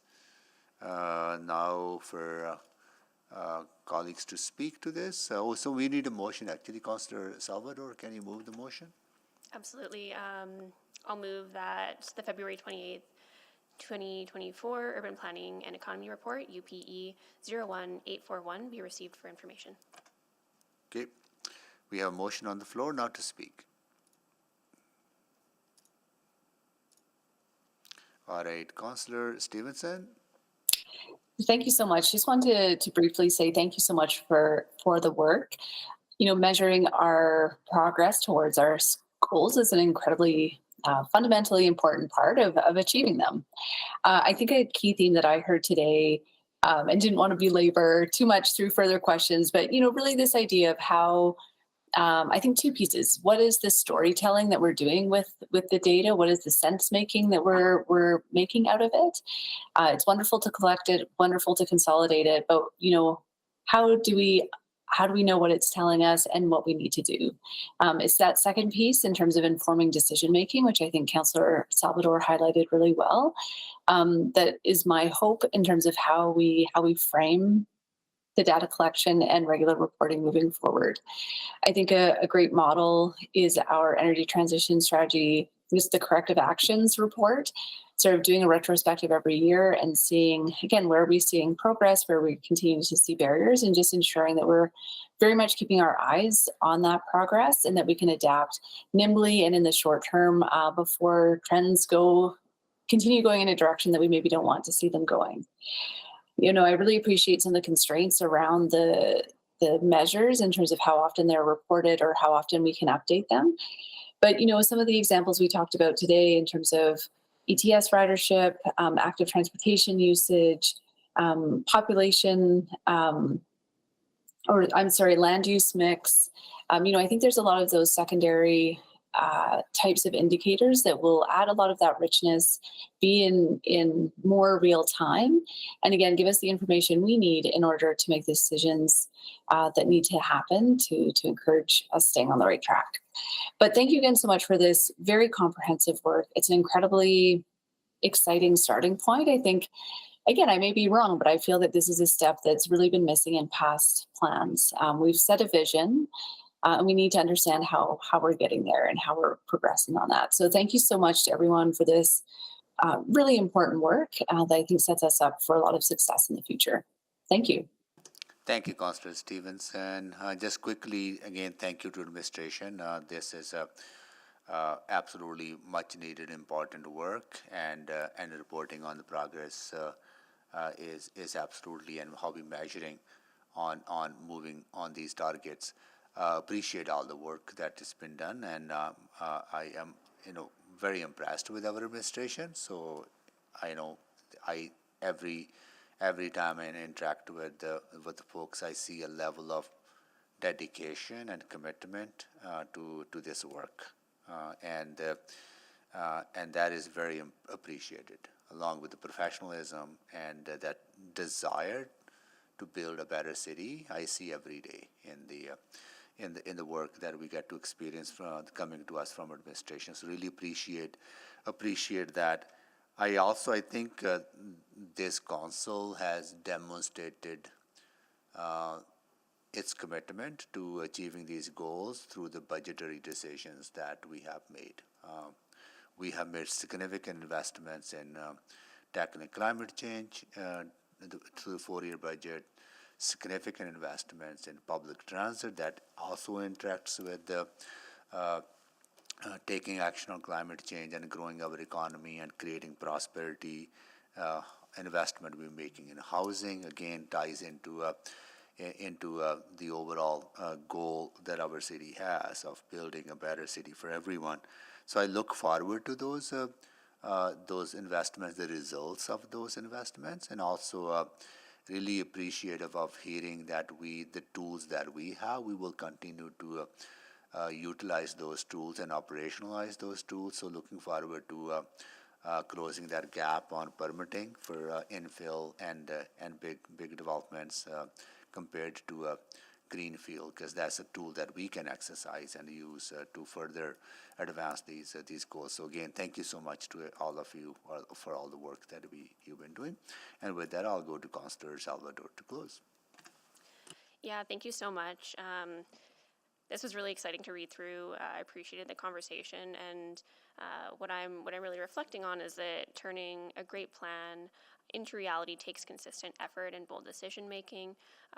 It also takes data and measurement to know what success looks like, and where we are or are not making progress towards our goals. And when I reflect on the city plan and the targets that were agreed upon collectively by Edmontonians and council through that process, I see this work as an important continuation of our commitment to achieving those targets and the vision outlined in the city plan. transformational change at the scale of a city does take time, and one of the things that I'm most excited about when it comes to this body of work is how it can inform decision-making, investments, as well as advocacy efforts. Measurement allows us to identify gaps, and when we know that gaps exist, we can take actions to close them, which will absolutely be required to advance progress towards the city plan. As my colleagues have shared, we have been taking some really great steps with investment in public transit, climate action, and housing. Things like approving the new zoning bylaw. Those are all fantastic decisions that have been made that are absolutely in line with the direction we're trying to go. And I believe that these are the kinds of big changes that move us closer to our targets. So I'm also really excited to see the outcomes and results of those decisions reflected in our measurement over time. And I also want to acknowledge that this is challenging work and work that cuts across the corporation. Taking a high-level aspirational plan and applying tangible, measurable metrics to it is really tough. So thank you to administration for putting together this foundational analysis and helping establish a baseline for us. So that's it from me, and appreciate all the work that went into this. Thank you, Councillor Salvador. So please vote.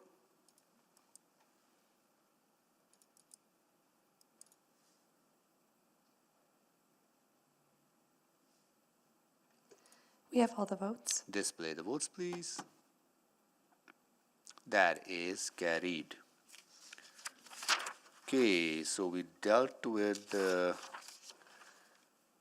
responses to consular inquiries, none. Private reports, none. Motions pending, none.